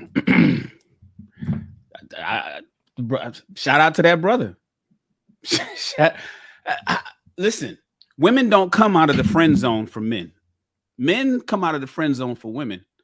women are usually there. That's a life sentence for most men, for most women in a man's life. You a friend, or you are somebody that I couldn't screw back in college. I'm not gonna ever be able to mess with you. You're not gonna ever become. You're not. Women don't grow on men like that. Women can grow. I mean, men can grow on women. Oh, he's been around. Oh, I eventually fell in. Or he was always the homie, but I found out how great of a guy he was, and then I fell in love. That's a woman's story. Men don't say that shit. Men don't be like, well, she was always around, and I really saw how she really was, and then I eventually. No, that don't work like that. So, what his story was, I met a woman that would have been a perfect wife, but I ain't like her like that. That's hell. I could think of how many women I can think. Every one of y'all on this panel, everybody, that all the men in the chat can think of a woman that would be perfect as a woman to take care of all his wifely needs. But she just, I'm not going to be attracted to her too long. You got to look listen, unfortunately, depending on who you are, of course, you got to look a certain way. For men, we are visual creatures. And so you can cook, you can clean, you can take care of me, you can rub my back, you can do my laundry, you can do all this other kind of stuff. You can take care of the kids, you can educate, you smart, you bring home some money. You can do all these things that a lot of men claim that they want in a wife. But if she look a certain way, we gonna keep looking. It's like, you know what? Because all I'm gonna do is hurt you. All I'm gonna do is break your heart. All I'm gonna do is cheat. All I'm gonna do is step out. I'm gonna talk shit because I'm gonna feel like I can do better. And so what men typically do is they look for somebody that they physically are attracted to who possess all those qualities. Unfortunately, that's where the problem lies. But that's a whole different conversation. The point is, the brother said, listen, man, I wasn't gonna like her like that. She's a great person, probably would have been a great wife, and now she's a great wife to somebody else. I can probably guess that the guy that became her husband is probably not as prominent as him. She probably, it's probably a brother that had to settle for her or had to take her because that's what he can get. And whether we like it or not, that's totally fine. That's the whole thing about average should date average. So many average people want to date somebody better than them. It's like, no, there's levels to this shit. Date on your level, socioeconomic and physicality. So if the brother was like, look, man, I couldn't do it. Shout out to him for keeping it real and making her available to be with another man that she can rock with for the rest of her life. Because imagine what's happening. A lot of guys are just smashing these chicks, and then suddenly the condom breaks or he busts a nut. He shoots up the club on a woman that he don't even like her physically like that. Because, we could flip a woman over, put her face in the pillow and be fine. We don't have to look at you. The pussy don't have no face, as we used to say. So a lot of guys is taking advantage of these women, getting them pregnant, and then they in a situation and that they wish they wasn't in, all because they let their little head speak or think for them. So at least this brother didn't do that. He didn't take advantage of her. I don't know. He may have taken advantage of her, but we'll just assume that he didn't make her a baby mama. And he left her available for the man that was more compatible for her. So I'm with the brother because I've been in that situation myself. I know some women that would make great wives for me, but I got to look at you, baby. I go ahead, Trev. I'll be honest. I think her kitty was trash. That's just me. He lost attraction. He lost attraction to her, right? He was saying he couldn't be attracted to her for the rest of his life, but who the hell says that? He already lost attraction to her, right? And I think she just couldn't do the dude. That's just honest. I mean, it's a very important thing for us. Like, we could have a really good woman, right? Just like Shannon said, we met a lot of women that would really be good wives, right? But if you can't put it down department in the early phases, you got to trash it because he knew what he was going to do already. He was going to be out here, right? Wingmanning with me, doing some nonsense. That's what he would have been doing. So he's better off leaving her alone, letting her be good for somebody else who would honor her, right? Probably put her on a pedestal, whatever.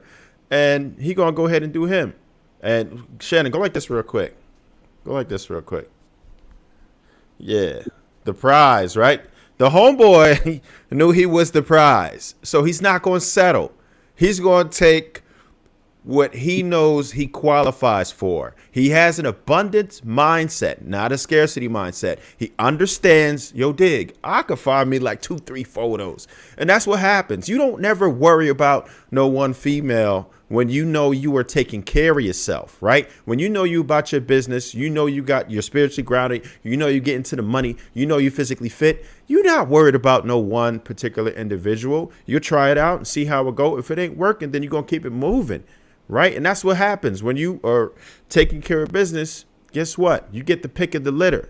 That's how life works. Fortunately, he was honest about it. He didn't string her along. So nobody can really fault homeboy for that because that's what he was supposed to do. Tell her, hey, this ain't working. Go ahead, do you. And fortunately, she was able to find somebody else. He didn't say whether he found somebody else, but I'm pretty sure he did because he had an abundance mindset. He didn't try to hold on to a situation that he knew wouldn't work for him in the long run. So just by the way he's thinking, you could tell a homeboy already digging it. He knows he was going to go get something else. And I promise you he did, if not more than one. I'll end it there. You know, somebody just texted me. That a friend of mine that's watching the show. She's like, what? So men are passing up on wifey material. Listen, wifey material includes status and the beacon of beauty for a relationship. Women, you guys represent us. Ladies, you represent your man when you in the family, at work, at events, in the neighborhood, everywhere. And so beauty matters to us. In fact, you are the pillar of beauty in the relationship. That's why we just get dressed real quick. We waiting on you to get all your shit together because you represent us. And so wifey material also includes how you look. It's not just what you do, but it's how you look as well. And if you don't meet a certain standard, you're not wifey material. We're saying wifey material for the sake of conversation. But what the brother was really saying in the video is that she wasn't wifey material for him because he wouldn't like how she looks. And he probably wouldn't want her representing him. So make no mistake, physicality matters to men. It just does. And if you're concerned about like the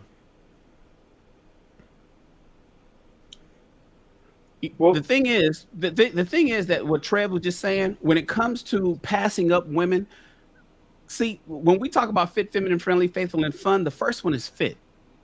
The first one is fit. And that typically means not skinny, but fit. And with 80% of American women being overweight and 80% of them being obese, you guys are missing the mark right out the gate. A lot of dating problems for people, women particularly, will be eliminated overnight if you just stop eating that mac and cheese, put down that goddamn pizza, and go do some Pilates. That's all. That would solve a lot of problems, but you guys are just eating and getting fat, and then you trying to get it doctored up and get the fat shifted around and waist train it and all that kind of stuff instead of just staying out of the kitchen and putting down. We just we had a whole segment on health. If you did that, a lot of the issues would be eliminated. But because so many women will not do that for whatever reason, you're missing a whole lot of opportunity right out the gate. And so what men like me will do is say, damn, you're great here, here, here, and here. But this first F, you missing the mark. So I'm sorry, ladies, but wifey material includes how you look. Like it or not. Yeah. And no, it's also crazy, Shannon, is that when you really think about it, you know, for a guy, physicality matters to women too. They want a man that's taller than them almost all the time. So, but a guy can't change his height. I mean, there is that crazy surgery where you can like break your knees and shit. But for the most part, a guy can't change his height. For the most part, he can't. But what can a woman do? She can lose weight and she can also get good at, dude, do you see these makeup artists these days? Do you see how they like turn like a dude or like the ugliest woman and that's like 50 or 60 years old and they make her look like she's 22? There's no excuse for your woman not to be there's no excuse for your woman not to be a good representation of you at all today. There's not at all. Like if unless they're like if anything, it's just like she's just hiding behind that fat suit. Her real self is behind that fat suit, and that's why. And we all can see through that. Like it says a lot about your character if you're overweight like that. And it's just crazy because a guy is going to care a lot because like we were saying, like your woman is going to represent you. So that's all we care about at the end of the day. I always tell guys, adjustable 7. So for on the topic, you should always be looking for adjustable 7, guys, which is I would say somebody that is That's the slightly sweet spot. overweight. Yeah, girls that are slightly overweight are like a Keep 6, top and since six. average is overweight, that's like a 5. So I would say a girl that's a 7 is a girl that's not overweight, a girl that is a good weight, and then she's adjustable from that 7 based on how good she is at makeup, how good she is at dressing, how much she's trying to get her curves better or whatever it is. So I really don't think it's hard when you just stick to that adjustable 7 rule, and every woman should try to be an adjustable 7, just like how every guy should try to become a provider and protector. And shout out to Shannon's shirt. I've never seen that before, but I don't know if you know on my show, I bring up the segment all the time that men are the prize. And I gotta buy that shirt from you, bro, if you sell that on your shop. Yeah, ShannonRaws.com. It's on there, but I'll send you one for free. Oh, dude. Just hit me up. Bro, I need that. I can't say this enough, bro. Women, for whatever reason, if a man tells you that he doesn't want to be in a relationship with you, that you're not his type, whatever the case may be, that is a public service he's doing to you. That's a public service. Anytime a man says he's not ready for a relationship, that's a public service. The alternative is him fucking you over or him wasting your time and your runway being clogged up with somebody who's taking up space. And the man that you should be with will never find you because you getting random side nigga dick from me. You know what I'm saying? At 3 a.m. every few days. And I'm not gonna call you back until I want it again. So anytime a man tells you that you're not his type or that he's not ready for a relationship or whatever the case may be, just take it as a public service. Just be glad that he's one of the guys who's really telling the truth and being honest and upfront. Now, if you choose to deal with him after that, that's on you. You get what you get. But it's not everybody's type. And so just take the guy that's gonna worship the ground you walk on or that's gonna that you qualify for, just like we're gonna take the women that we qualify for. Yeah. Hold on. I see a lot of women are getting a little bit upset about this, but I'll just say this. Men, we are being very honest tonight. We're being candid. And I've seen some people even saying that we're looking for the wrong things. But that's determined by the men. Women can't determine what men are supposed to want. Right. And I say that because we recognize what women want. Right. We know they want somebody that's in shape. So before we start running after 7s, 8s, 9s, and 10s, we know we got to have our money right. We know we got to have our body right. We know we got to have enough status, swag, all this and that. We know what we need to do to qualify for those women for the most part. Right. By and large. So we can't shame women for what it is that they want. We understand what woman's nature is. Right. We know that what your primary goals are when you get with a man. We know that you want us to provide. So I'm not going to get mad because you want to make sure you're well taken care of by getting with me. That's woman's nature. And I accept that. Right. But I want what I want too. And nobody's going to shame me for it. We want what we want as men. That's just what it is. And we deserve it if we're going to work hard to provide our end of the bargain. What we think is important because that's what we want. All right. Guys, just tuning in. Welcome to King Talk. Hit that like button. Also, make sure to subscribe to the channel. The AP, the accountability partner, says, "No, Shan, this is the perfect conversation to speak on it." Shout out to you, AP, accountability partner. Again, said, "Oh, I read that one already." Tripping conversation. Yeah, I did highlight Bethany. Bethany had this and said, "Makeup should enhance her beauty, not change it." I think we agree. Should enhance it, not change it. And a big reason is that is because you don't want to catfish nobody. You don't want to catfish nobody. That's one thing you don't want to do is to have a man be attracted to you. Because some men don't even know what heavy looks like on a woman. They see it so much it becomes normal. So they just thinking that she is enhancing it. But in all fairness, once you see her in her natural state, that's not the case. She just looks completely different. So makeup should enhance her beauty, not change it. I think most of the men and people watching will agree with that. So shout out to Bethany for highlighting that. Let's go ahead and talk about this Jeezy stuff real quick, man.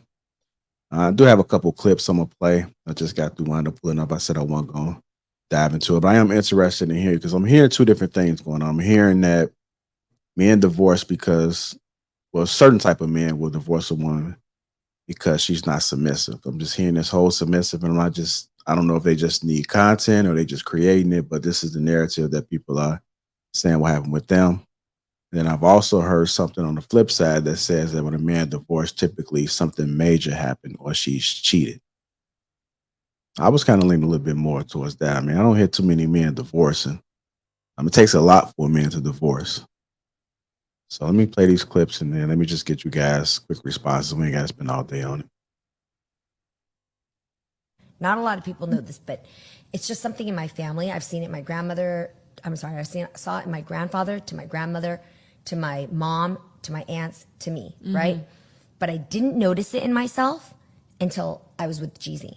Interesting. You didn't notice in your previous marriage? No, because it has to do with the type of relationship you have and the type of respect you have for that person to mirror things back to you where you actually would stop you in your tracks and evaluate yourself, you know? So you had it. So I had it, but nobody ever called me out on it. Also, in my line of work, sometimes being a boss isn't so great for you because you have a lot of people who just agree to what you want. They're yes men, right? And so I didn't notice that I had a hot temper until I got with Jeezy. And here's a person who is my equal and I really respect. And when I would spew some of my old habits, and he was like, like who? That's not flying here. And also, it would trigger him to come back at me with things where I was like, who the fuck do you think you are? But I was triggering him. So through work, we learned that we both have certain habits that to the everyday person, from friends, family, fans, they'll never see it. But to the person who loves us deep enough, you can press that button and boom, the dragon comes out. And we both have it. So we had to work on that. But he never told me to fix my temper. I just saw it and I thought, unless I want to stay in this place where I lose this person I love and I stay in my comfort zone of doing what I want to do and function the way I have for the last 40 years where nobody else had to stop me. Which obviously has done quite well for you. Right, I could have. But this was something greater that I wanted. And also a great challenge to myself to say, what if, now that I know it exists and the dragon's there, what if I got rid of that? How do I kill that dragon or store it in its place so that reasons why a man leaves his wife or files for divorce. Number one is another woman pushing him to do it, okay? Or number two is something real foul went down. You think that All right. Let's play a couple little snippets, man. What do you guys thoughts about it, man? Do men just divorcing because a woman is not submissive, or do you really think that it has to be something major like cheating? Let me go first. Friends are coming out. Go ahead, bro. Go ahead. Oh, bruh. That is major, JR. That, in fact, that is probably the reason why men an uncooperative woman is like a death by 1,000 cuts, man. It is like listening to somebody scratch their nails on a chalkboard all day long, all night long. When this whole story broke with her, now I don't know, because I can't say I called it, but the first thing I said was, oh, she's driving that motherfucker crazy. Then people start saying, oh, she's cheated with her ex-husband, or she's out there cheating. My thought was, this is last week. I said, nope, that ain't it. That ain't it. I know these boss women think they can turn that on and off at will, and that's not how it works. And because she was a talk show host, way she, and I remember listening to her years ago when they first got together. I was thinking, everybody was like, "Oh, that's great, she's great." And I was just thinking, I don't know, Jeezy and with a firecracker, yeah, that wears on you over time. And all these little interviews of her saying, "I found this and I realized my grandmother and all that," I ain't hear none of that. Just listening at her, because I'm a good judge of character at this point. It's unfortunate that I'm 51 and I had to learn it now. This is where wisdom comes in, but you could see it after a while. You're saying, "Oh no, you're gonna be a problem," and she looked to be a problem. She looked to be like, "Hey, baby, can you do? I ain't doing that, or why can't you do it? You get up and don't nobody want to." In a man of Jeezy stature, that'll drive you nuts. And typically, in the dating stage, women do what's necessary. This is where we talk about they show the representative, and then it switches. They fire that motherfucker after they get the ring and the baby, because oftentimes, especially in modern times, that's the goal. Just get the kid. I just want the kid and to be able to say I was married. I don't need him, because I can get my own money. I don't need the security. I can call 911. I know how to shoot a gun. I don't need that. The world has been civilized. It's not like we got worry about bears and tigers coming into our huts to kill us. So just give me the baby. And so women have this baby fever. That's why, one of my shows, I talk about women just want to have the kid and forget the man. Even in Sierra's prayer that Summer Walker did on that song, she loved the child. And at the end of the song, she said, "Now, Lord, please bring me a man that's going to accept me and my kids," and all this other kind of stuff. And it's like, wait, that seems backwards, but that's what women want. And so Jenny Mai, she got with Jeezy, she got the man, he's the man out in Atlanta, apparently. And she got the baby, she got the ring, but in closed doors, I bet she was driving that motherfucker crazy. Now, I could be completely wrong. If we ever find out, we probably won't. That's their private information. But I would bet the farm that she was driving his ass crazy. And it had nothing to do with no infidelity or cheating. Just she would not get with his program. And he certainly has a program. She has her own program. And when you have, and I tell you guys all the time, and I'll wrap with this, there's 3 types of relationships. The man is in charge and she's following. She's in charge and he's in charge. Or she's in charge and the man is following. There's only one that works out. The man is in charge and she's following.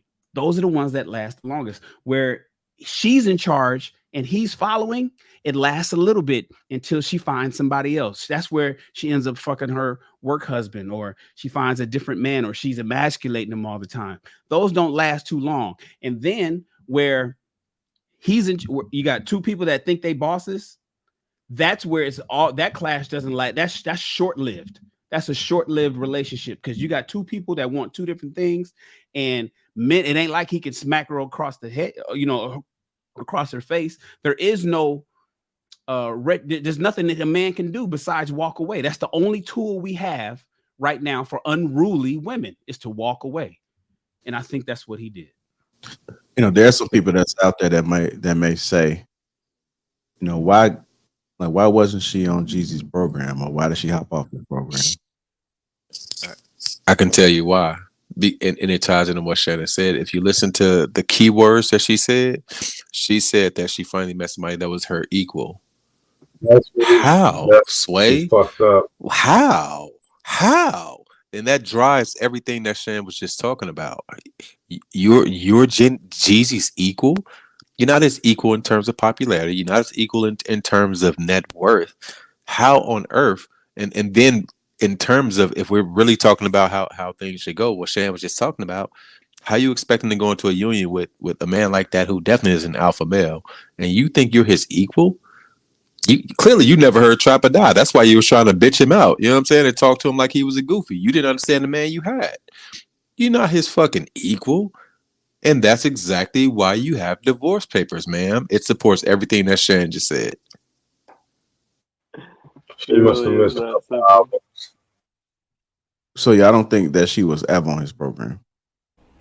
No, she was. No, in the beginning, I think she was. I think she was. Then she did the 180. in the dating phase. I'll tell you what. Okay, so then if a woman, I'll tell you what I think happened. If a woman is on a man's program, what will cause her to fall off? I can tell you what I think happened with her in the first place, right? Outside For one, I don't think she was really ever supposed to get with dude. If y'all saw one of the old clips where she was talking about she liked her dark meat on the side, right? And she felt her getting with a Caucasian was a safe bet. In all honesty, I feel like he was just a rebound. I feel like Jeezy was a rebound. And one thing we know about what women do when they rebound is they go outside of their comfort zone, right? So they'll get just the opposite. It'll be a type of dude that they really like, but one that they felt was never a safe bet. They'll just go out and try that. She wasn't ever really supposed to get with them. I think they both did a very horrible job during the vetting process. Jeezy has to take some responsibility here because, for one, she's a feminist. You have to understand that. What makes you think that you're going to get with a feminist and it's going to go well? That's impossible. You can't see yourself as an alpha male and then get with the feminist. That's outrageous to me. Her attitude has always been like that. She's been aggressive. Always. That's how she used to talk to her ex-husband, right? Her first ex-husband, right? And if you look at the timeline of how things went, they haven't had children in their first relationship. When dude got divorced from Jeannie Mae, he popped out with a baby immediately. Now she right behind him. She got a baby, right? So it seems like they just really rushed into this situation without doing any reasonable vetting. And then now you're in a dumbass situation where y'all never really liked each other, probably have some stark cultural differences that you never even thought to iron out because you jumped into the lust, right? And 2 years, like they were with each other for 1 year and then decided to get married. To me, I think that's not enough time to vet someone properly. I would never do that because you barely start to find out what a person's like, and especially people like them who are constantly on the road. You don't know. You need more time than that. You need more time together. You need to live together and see how that's going to go. That's why marriage has such a high failure rate, because we don't take enough time to vet each other. We get into stupid situations with people who have no reason to be with us in the first place. And if she doesn't know how to turn it down and she thinks that she can talk to any man that way, she's going to find herself alone forever, right? Unless you go ahead and grab her a simp, which she's not going to be satisfied with, and then she's going to cheat on that dude. So unless she does some serious soul searching and switch it up, cut it out, tone it down with the I am woman, hear me roar a bit, she's going to have some issues. And shame on you, Jeezy, for not vetting this woman properly. You should have taken a lot more time to do that. You should have really looked for the red flags off the beginning, because just from the little bit of clips that I saw of her, just how she is on TV, it don't take me much to know, like, oh, hell no, that's a no-go. I would know that immediately, and he should have known better too. I mean, but I never seen those clips. I mean, like, have y'all been privy to that? Yeah. I've seen some. Real Person did a show about it on Monday, and the thing about it, man, look, this woman said she learned it from her grandmother. She learned it from her mother. So she's been doing this ever since she came out the goddamn womb. She's been an asshole, and so she got away with her ex. He put up with the bullshit for 10 goddamn years till I guess he just got tired. He said, "Okay, I'm putting up with the attitude, but now you don't want to give me a baby, bitch. Fuck you. I'm out." And so he's out. He done. I think the only time the heifer was submissive when she gave Jay-Z a baby. And once she said, well, I gave you a baby, I don't need to be submissive on your plan no more. I think that's when she turned. So then, Jay-Z did what he should have did. I gotta get up out of here. You talk 10 crazy. And then the whole time you gotta think, when they first got together, it was doing the shutdown. So they was able to be together and have some type of time and build some type of chemistry. But then once they got back to working, he's got doing shows and doing concerts. She got back to doing her shows. She's all the way in California. He's all the way in Atlanta somewhere. Now they're not seeing each other. I mean, the chemistry's just not there. Now they just, like you said, you're dealing with cultural difference. I think she moved her mother her mother in the house. They live with her. So now you got his mother-in-law. She's probably, like I said, an asshole, just like her damn daughter is. And so now he got 2 heifers talking 10 karat crazy. And now, shit, that's too goddamn much. You got 3 women. His little daughter, she probably a little baby asshole. Not to say about the child, but goddamn, it's in her bloodline. So shit, it's only a matter of time. Yeah, for her to be a little asshole. If you stay around that goddamn mother. But, you know, it's a lot of assholes in one house, man. He don't want to deal with them. He said, fuck that bitch. I got to get her gone. I got to get up out of here. This ain't going to last. None of the women on the rip are marriageable. None of the women on that show that she comes from are marriageable women. Like, I mean, if you really pay attention and peep how they talk about relationships and how they talk about men and how they insert themselves in the relationship, it's always a recipe for disaster. It's very controversial. It's very quarrelsome, to say the least, right?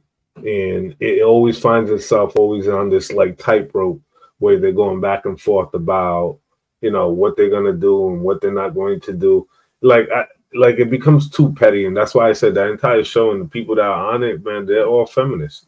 They're just man-hating feminists on that show, unfortunately, you know. No, what's really crazy is that it's just because Jeezy is a blue pill alpha, is what they would call him. He's and he let the relationship be in her frame from the start. I guarantee you probably got married within a year because she was telling him to do it. Like it was probably something that she was leading because the relationship was in her frame. And blue pill alphas, you know, you can be an alpha. Like you can be the type of guy that every guy wants to be. You make a lot of money, you're all that. You can still be brainwashed and be an alpha. And when you're raised in a society that says, no, the best thing is 2 power couples, it's 2 people that are both working hard and both killing it, basically like 2 alphas in the relationship. And that is just a lie. We see that every rapper do this. Like 21 Savage did this with what's her name? I can't Amber Rose. All these rappers sometimes want to do the power couple thing, maybe because they see Jay-Z and Beyonce and it works. But Beyonce is in Jay-Z's frame. Like it has to be correctly framed or else it's not going to work. It's like Shannon was saying, like it's either there's 2 leaders and it ends quick, or the man's the leader or the woman's the leader, and the only one that works is the man that's the leader. And if these blue pill alphas just come out of the matrix a little bit and just see that they can't treat women like they're all gold, and that there's no such thing as an alpha woman, that like there can't be 2 alphas under one roof. As soon as they wake up to those stupid lies, they can probably still find a woman that's super submissive and a badass, but there's just not a lot of those. Like there's a very small amount of them. I'm sure everybody saw the Fresh and Fit clip where it was like that girl that like did like Cooking Network stuff. Like she had like a nice diamond chain on. She had a man that made like millions of dollars, and she was super submissive though. And she was like, the reason why I still have my man isn't because of all the money I make. The reason why I have my man is because I wake up at 6 a.m. and I make his breakfast and I make his shakes and I get everything ready for him before he goes to work. And like that's the type of shit that like women need to start seeing. If you want to be with a real baller, the real ballers, that's the type of attitude a woman has to have, even especially if she's a baller also. Hey, Purple Pill, what is a blue pill? What's a blue pill alpha? A blue pill alpha would be somebody that's like an alpha male, like in all aspects, like has muscles, maybe all the girls has status, all the girls want to fuck him. He has a lot of money. He's an alpha in every aspect. Like he's an alpha, but he's blue pilled. He still sees the world through rose colored goggles. He still thinks all women are great. He believes in the power couple dynamic. He believes in all the things that Disney and the world has been telling us for the last 50 years. And it's not true. You need to step out of the matrix, and you got to see how the world really, you got to take the red pill, man. And when you do that, that's whenever you can truly understand female nature. I think a lot of guys, no matter how smart you are, no matter how rich you are, if you don't accept female nature, you will get ran over by female nature. Hey, JR, you asked earlier, you said, what would cause a woman to jump out of a man's program? The quick answer to that, what would make a woman jump out of your program, fellas, is the moment that she thinks she can do better. That's just the hypergamy of it. The moment that a woman thinks that she can do better than you is when she'll fall out of your program and stop falling in line. And unfortunately, today, attention is like heroin to women. And so they get so much attention. And because they like that, they think that attention is real. And so they act upon that. They take those emotions and all those feelings they get from compliments and Instagram and TikToks and likes and comments and all that kind of stuff. And then they turn around and they turn that into they make that into a physical reality at home with you. And so the moment that you don't say or do something that these guys did to her or said to her on Instagram, or what her coworker said, or the forklift driver at her job said, then she thinks that she can do better than you. And so they act upon that they fall out of your program. You guys break up. She's back to the streets, you back to the streets. And then what happens is she realizes that shit was all fake. Or it just all it equated was a whole bunch of dick. That's all she got, was a lot of more dick out of it, but she didn't get no relationship out of it. But she can't come back to you now. And so the cycle continues. And then she gets older, and then she recruits the young women and she gives them bad advice, and then the cycle continues, so on and so forth. Women who think that they can do better than you are the ones that fall out of your program. Women who adores, respects, and honors you and believes that you are the best thing that's ever happened to you, she's not gonna fall out of your program. Yeah, no, I'm saying, I would argue no. If the relationship starts in the man's frame, I would argue it never will switch. Actually, if she's truly in your frame and like you have the boundaries set up correctly, so her hypergamy is in check as well. If you have everything set up, I would argue that she would never leave your frame unless you're finessing her, unless you're starting the relationship, acting like you have a lot of money or acting like you have a lot of something, and then she finds out months later that it was all a lie, which a lot of guys do that. They do the lover boy game, tell them everything they want to hear, and it's not even all true, you know? So, but for the most part, and I think a lot of guys have to lie like that because they'll never have a relationship in their frame if a woman really knew the truth about them. And like that, but a lot of guys want the frame, like they really want the frame. So they'll do anything. They'll lie or do whatever it takes, even if it means only having a 3-month or 6-month relationship. If they feel like a god king for those 3-6 months, it's still fun to them. Yeah, but what if he, in all facts, here's a question. What if he is that dude? What if he is that man? What if he is that man that he always purported to be, and she still falls out of his program? Oh, that's what I'm speaking to. Well, because there is content, or there is like nuance to it depending on the girl. Because if there's a girl that's crazy for validation, she has 30,000 followers on Instagram, and she's just the type where she always needs to go and be around more men, then yeah, you shouldn't be competing with that. That's why one of the many things I teach is you need to find a girl with the lowest amount of followers on Instagram possible. And that attention, boy. Yeah, you cannot give into a girl that gets validation like crazy, because you can never give that much validation by yourself. That attention today, man, that's crazy. I think they asked some millennials, they said, what do you want to do in life? And it was some poll, this is some years ago, and they said, I want to be famous. And then the follow-up question to I want to be famous was, well, how do you want to be famous? And they said, it doesn't matter. It's like people like, and that's why we see these silly things that we see on TikTok and people doing shit. You be like, why are you doing that just for attention? Because attention is literally a drug. Yeah, didn't I say on a previous King Talk, if I had the power just for an entire calendar year to shut off and turn back on social media at will for long periods of time, the suicide rate will spike through the roof. If I could shut your IG off across the board for 3 months at a time, people won't even know what to do with themselves. They don't even know what purpose would they would go on their phone for, outside to maybe check the time or a call or a text. But they can't go to IG. They can't post photos. God knows they're not trying to monetize off of anything but eyeballs.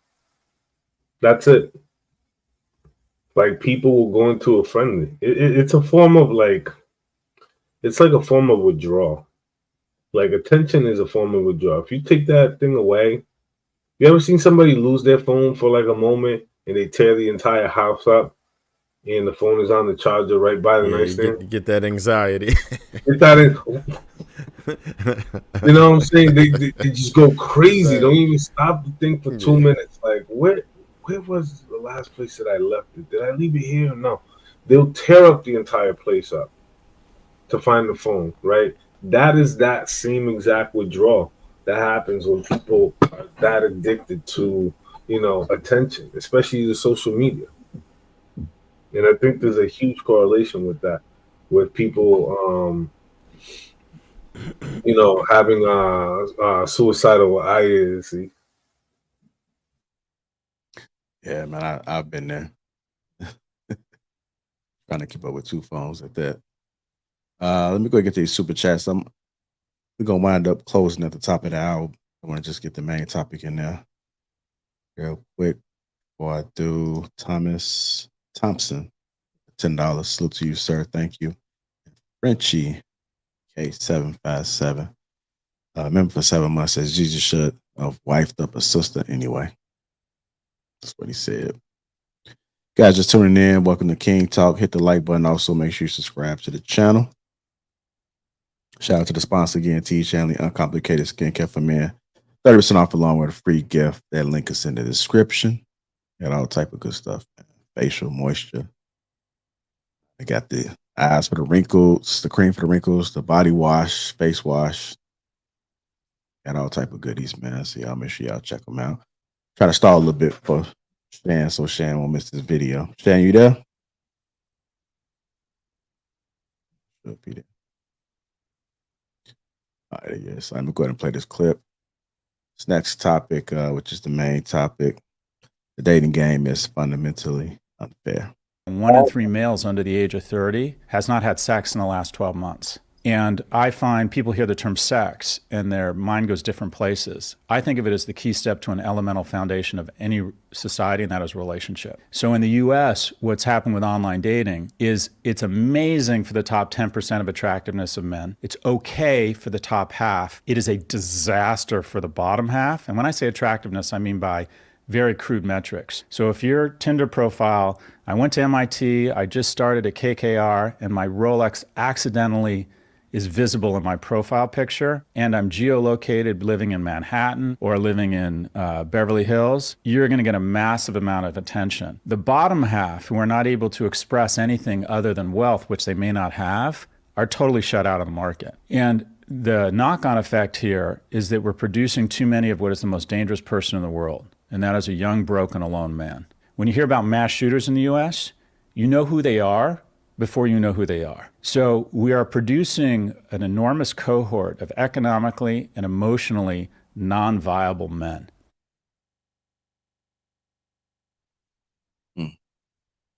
Man, that's very true. Sad, but it's very true. I want to start off by saying this. There was an old clip that Kevin Samuels did where he talked about how, average women don't want average men, right? And sort of they, and then those average men are left kind of sitting there thinking to themselves, why am I going to, invest all this money to go to college, or why am I going to go into these other dangerous skilled jobs, right? To provide for a family that I can't have, or I can't have access to these women, right? I think it was like last year there was a report, and I talked about this before. There was 125,000 young able bodies between the ages of 25 and 45 that left the construction industry last year, right? There is a shortage. Trust me, I'm in this grind. There is a shortage in that. And I think that those men that he was talking about in the video particularly have kind of come to a crossroad where they're not even trying to attempt to either self-improve or do anything of the nature. And those are the type of men that he's kind of talking about, right? You know, it's unfortunate, but I mean, I just think that it plays a two-part role. I think that a lot of people have this fantasy in their mind, especially women, that they have access to a particular type of guy that you've never seen, that you've never met, and that is not in your in your contact list. You know what I'm saying? You're not even part of any social club or any family sort of connection log, right? And sort of people tend to think that this is going to happen to them. How many people move out to Hollywood, you know what I'm saying, for a shot to like either end up with a famous celebrity or probably get that lead role? You know what I'm saying? A lot of people are shooting dark, thinking that possibility, but only a small handful really across that line.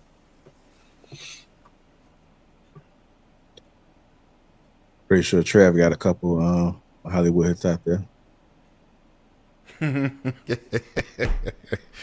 Oh man. Well, check this out, man. Dude is absolutely right. We are breeding a society of omega males, right? And you know that's way down at the bottom. I know people love to call that word beta, right? But beta is not near the bottom. It's not even near the bottom. You got delta, you got gamma after that, and you have omega at the very bottom. And that's what we're breeding right now. And I've seen both sides of it, right? Because I help men and women, like with just dating apps, different things, socially, all that stuff.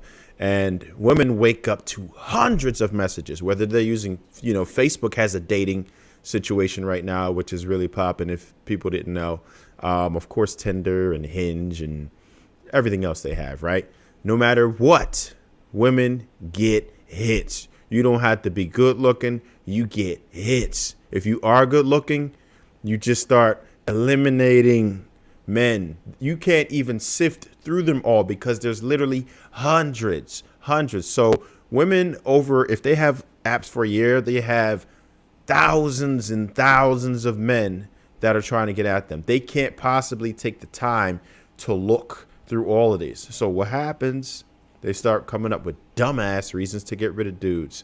So you can't possibly have any type of vetting process for that, right? Now, men don't have anything. You could be that dude. They've compared it. I know you familiar with purple pill. I know you have to because you into this stat stuff, and you know when they compared the average woman, just regular chick, versus a man who would be considered in the top 5%, and the man in the top 5% can't compete with the amount of hits that the average woman gets.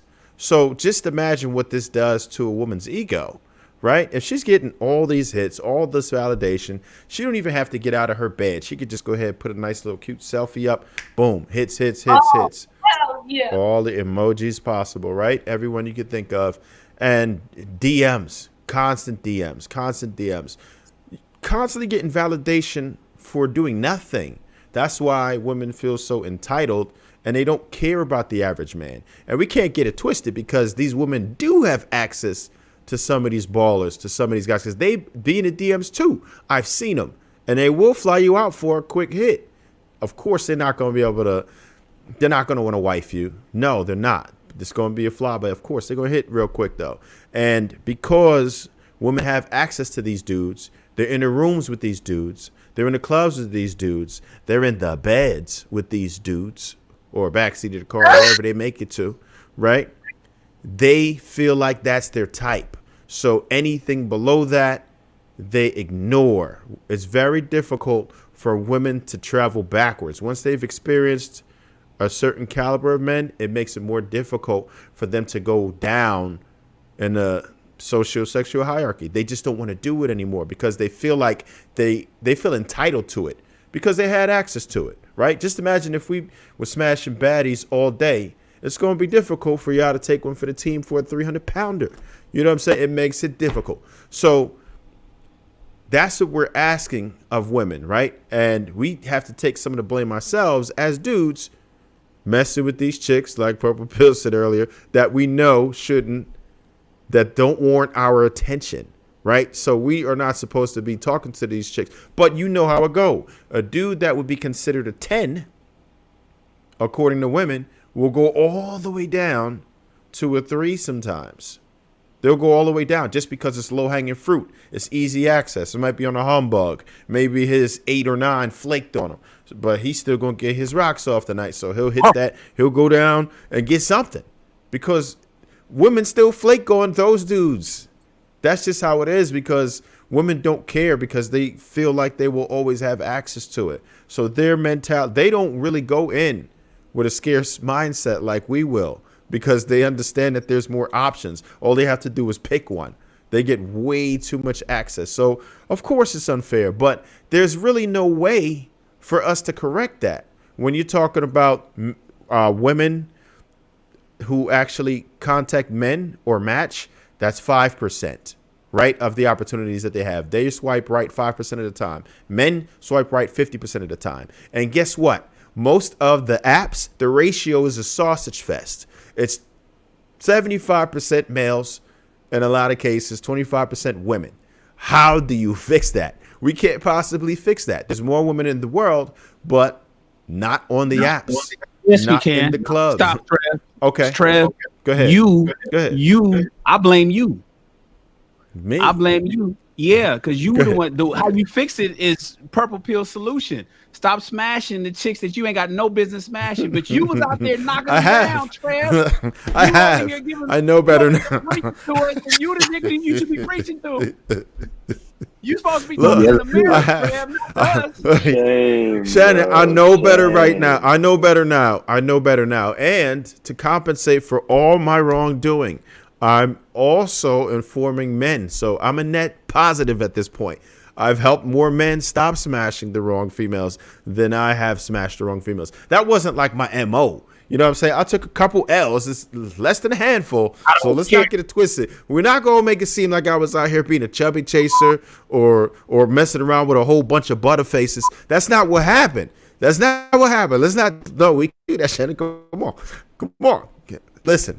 Less than a handful. It's happened for a few of the closest home only, and that's it. You know what I mean? But it is right. What we gonna do? We know that those women deserve our attention, but how do you stop the homies from doing that nonsense? It's tough. You stop it by Gentlemen, raise your standards. Do like that brother 2 videos back when he said, listen, I couldn't marry her because I wasn't going to be attracted to her forever. Fellas, start doing that. Start raising your standards. That's all it is. It's just that simple. And when they get out of the line, walk away. Use your feet. Walk away. The thing is, though, the dating game is fundamentally unfair. So is life. Everything is unfair. Taxes is unfair. Bills is unfair. The price of housing is unfair. How much everybody's getting paid at their job today is unfair, especially comparing it to your grandfather and your father. You working twice as hard, getting paid half as much. That's unfair. The weather is unfair sometimes. The shoes in your closet, them beat up ass shoes that you know you need to throw away, is unfair, but you can't afford to get no new ones. Your T-Mobile bill is unfair. Life is unfair, and so is the dating game. Unfortunately, it's unfair. So what do? Become better. That's all it is, man. But so many people don't want to become better. We got so much self-help, motivational speaking, get you out of the rut, get your shit together, get your money up, videos. You got a YouTube university. We got so many people out here that can level up people, and it's just easier to lay in the bed and watch Netflix. It's easier to lay in the bed, watch Netflix, stop off at 7-Eleven, get a bunch of junk food, and be mediocre. Mediocrity is fine. So when I hear that the dating game is fundamentally unfair, I always look at the person that's saying it. I'm looking at you because I'm gonna check everything out. I'm gonna look at the whole socioeconomic stat. I made a whole post on it on my Instagram just a couple hours ago, talking about guys, gentlemen. You know, we talk about what we want in women, the 5 F's, the fit, feminine, friendly, faithful, and fun. But guys, men, and this is king talk. You have the 4 P's, right? You got to provide for a woman. You got to protect a woman. You got to problem solve. You have to procreate. Those are the things you do, especially here in the West.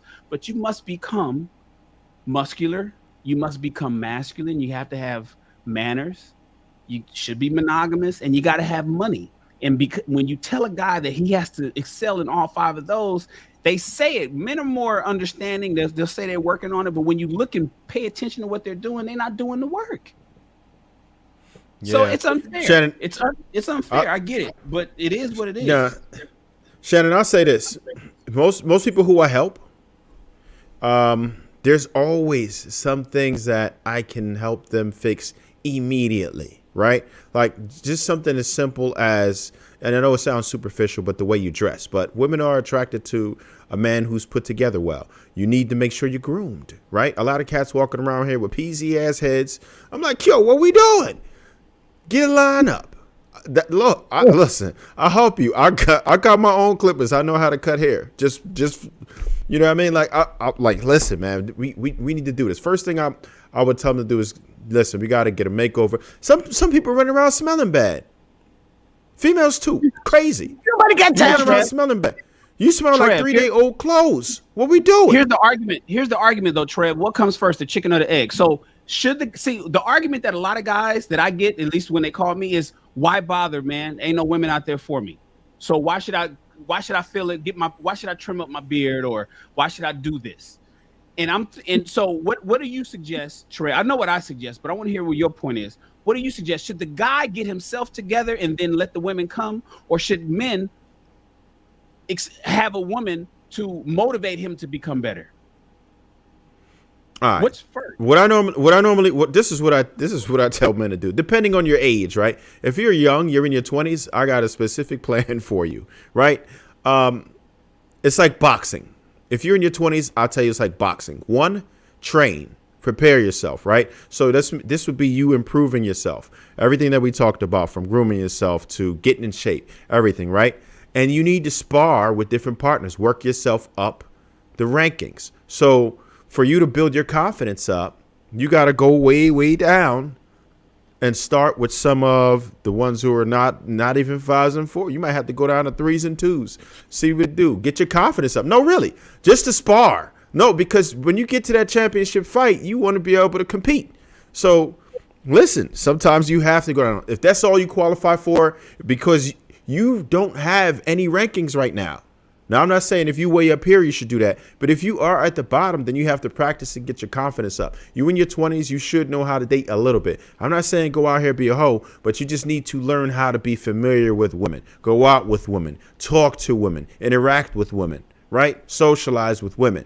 If you're a man, you need to just get used to people. And I've helped a lot of women who are that bad too. There's some seriously awkward women out here who just don't have a clue. Us as humans just have to get better, right? But it takes practice. You have to get out there and you have to interact with people, right? And of course, number 1, which you never stop once you start, is to improve yourself in every aspect. Try to learn more things, right? You'll have better conversations, be well read, educate yourself, right? Everything starts with your mind in the first place. And you want to, of course, like we talked about before, put the right foods into your temple. You want to be working out, learn how to style. But these are all things that I help people with. Like, this is what we could do. We could put this together. I took people shopping before. Like, I'm boots on the ground with it. Like, I really helped people to get their life right, because I hate to see what's happening when I know there are some, at least simple improvements that will help you get to a certain place right away. And then there's major improvements that you're going to have to put the work in that you also are capable of. At least do the best that you can do as a human. And that's what I always encourage people to do. It starts with yourself. If you want better results, then you have to do something different. One thing I learned in life, I didn't come out of the JJ a Mac. I had to learn the hard way, right? I had to get my heart broken before I could tell anybody about anything. I had to take some L's. But the one thing that I did is I looked at what I was doing wrong because it wasn't happening to everybody. Once I realized it wasn't happening to everybody, then I said there's something wrong with what I'm doing. So I am a natural problem solver and analytical. I just had to bring it into that realm. And once I did that, I found out the necessary adjustments that I needed to make. And I studied it and I practiced and I studied and I practiced. And then, by the time I'm an adult, I became excellent at it. Probably too good because I got myself in a lot of trouble behind it. But at least now I can help other people who are having difficulty navigating that, because I understand that we're all going to have different abilities. Some people are going to need more help than others. There are sometimes people who are 30s, 40s, 50s. I've helped people in their 60s who don't have an understanding of how women are, how to be around women, how to talk to women. None of that. I wanted to answer to Witty Jim that was in the chat, because he said while you were talking, he was like, well, some men do all that stuff when you were talking about the fitness and the fashion and all that. It's like, well, some men do all that and they still don't have the confidence with the women. That's because the confidence comes from competence and you actually accomplishing things. So if you're not accomplishing anything as a man, yeah, you're not going to get confidence, man. And then the other place where confidence comes from is even just accomplishing just friendships with women.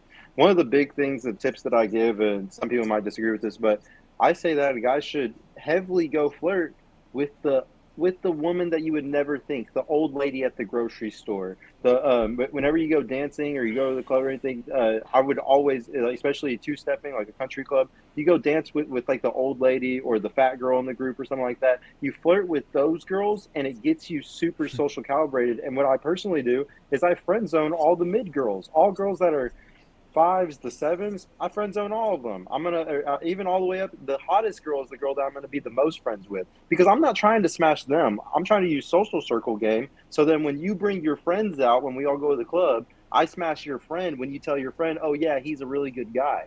That's how the whole game really works. If you want to just be social calibrated, if you want to learn how to just always be around women and not be nervous and have a lot of confidence, social circle game is taking over the world right now.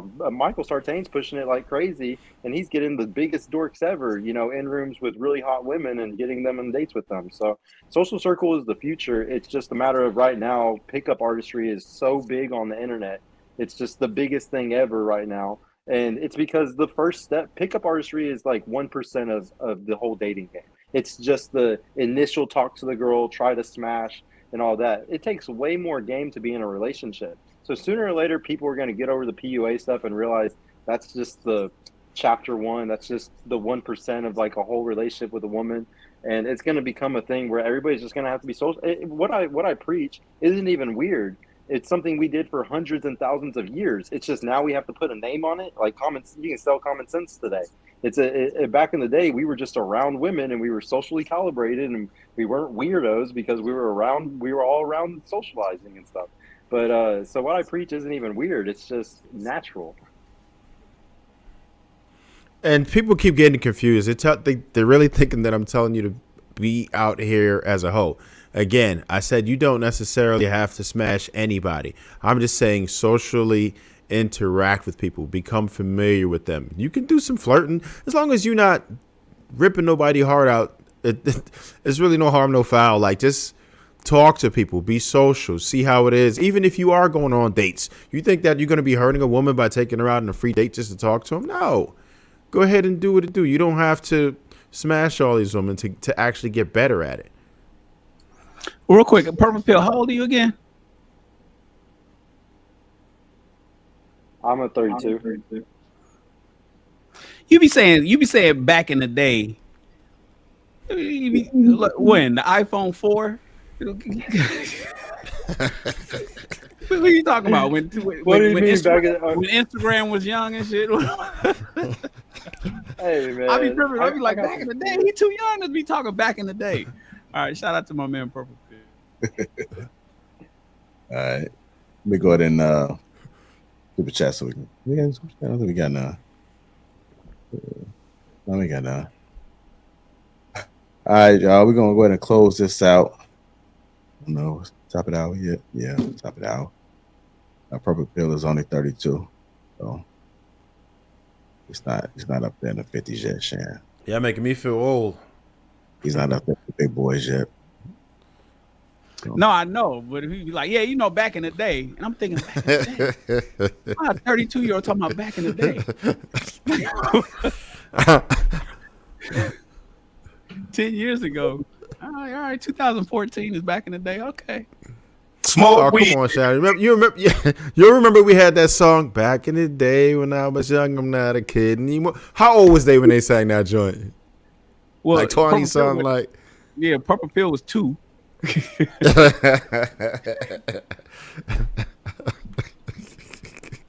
In fact, he might not even been born. Damn. I was 1991. That was at 91 back in the day when I was young. I'm not. Yeah, that was after that. Yeah. That was right around. It was close. It was close. 91, it was 92, like 92, yeah. 93. Yeah, that was close. Man, y'all some old motherfuckers, bro. Oh my it is. Hey, I understand. I know. Hey, you know what though? Listen, if I were to try to, I'm pretty sure. Never mind. Are you over there trying to recruit more film? No. I ain't recruiting nothing, man. I ain't recruiting nothing. All production studio. Let's just say I garnered the attention of people who were a lot younger than me, although I don't capitalize on any of it. I'm retired.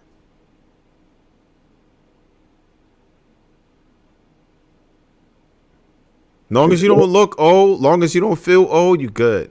Don't look old, don't feel old. You all right. All right. You heard it first from Trev, man. This is and there's gonna be some reaction videos done about what you just said, Trev. So. Hey, it's so I'm sure. Yeah,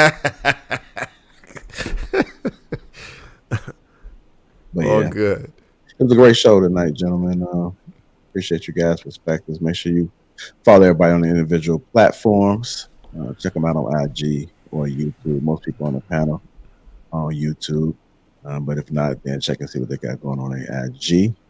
Hit the like button. Also, make sure you subscribe to the channel. If you're just tuning in, go ahead and catch the replay. Shout out to all my first responders out there, all my truck drivers. You know, we have a lot of truck drivers that tune in to the network, so y'all be safe out there. Shout out to everybody that's on third shift. Third shift, and if you're just getting off on second shift, man, you in your life, I know what it is, how it is. So we have to salute to you guys. I'll catch us next Tuesday. We out, and we are out. All right, y'all. Later.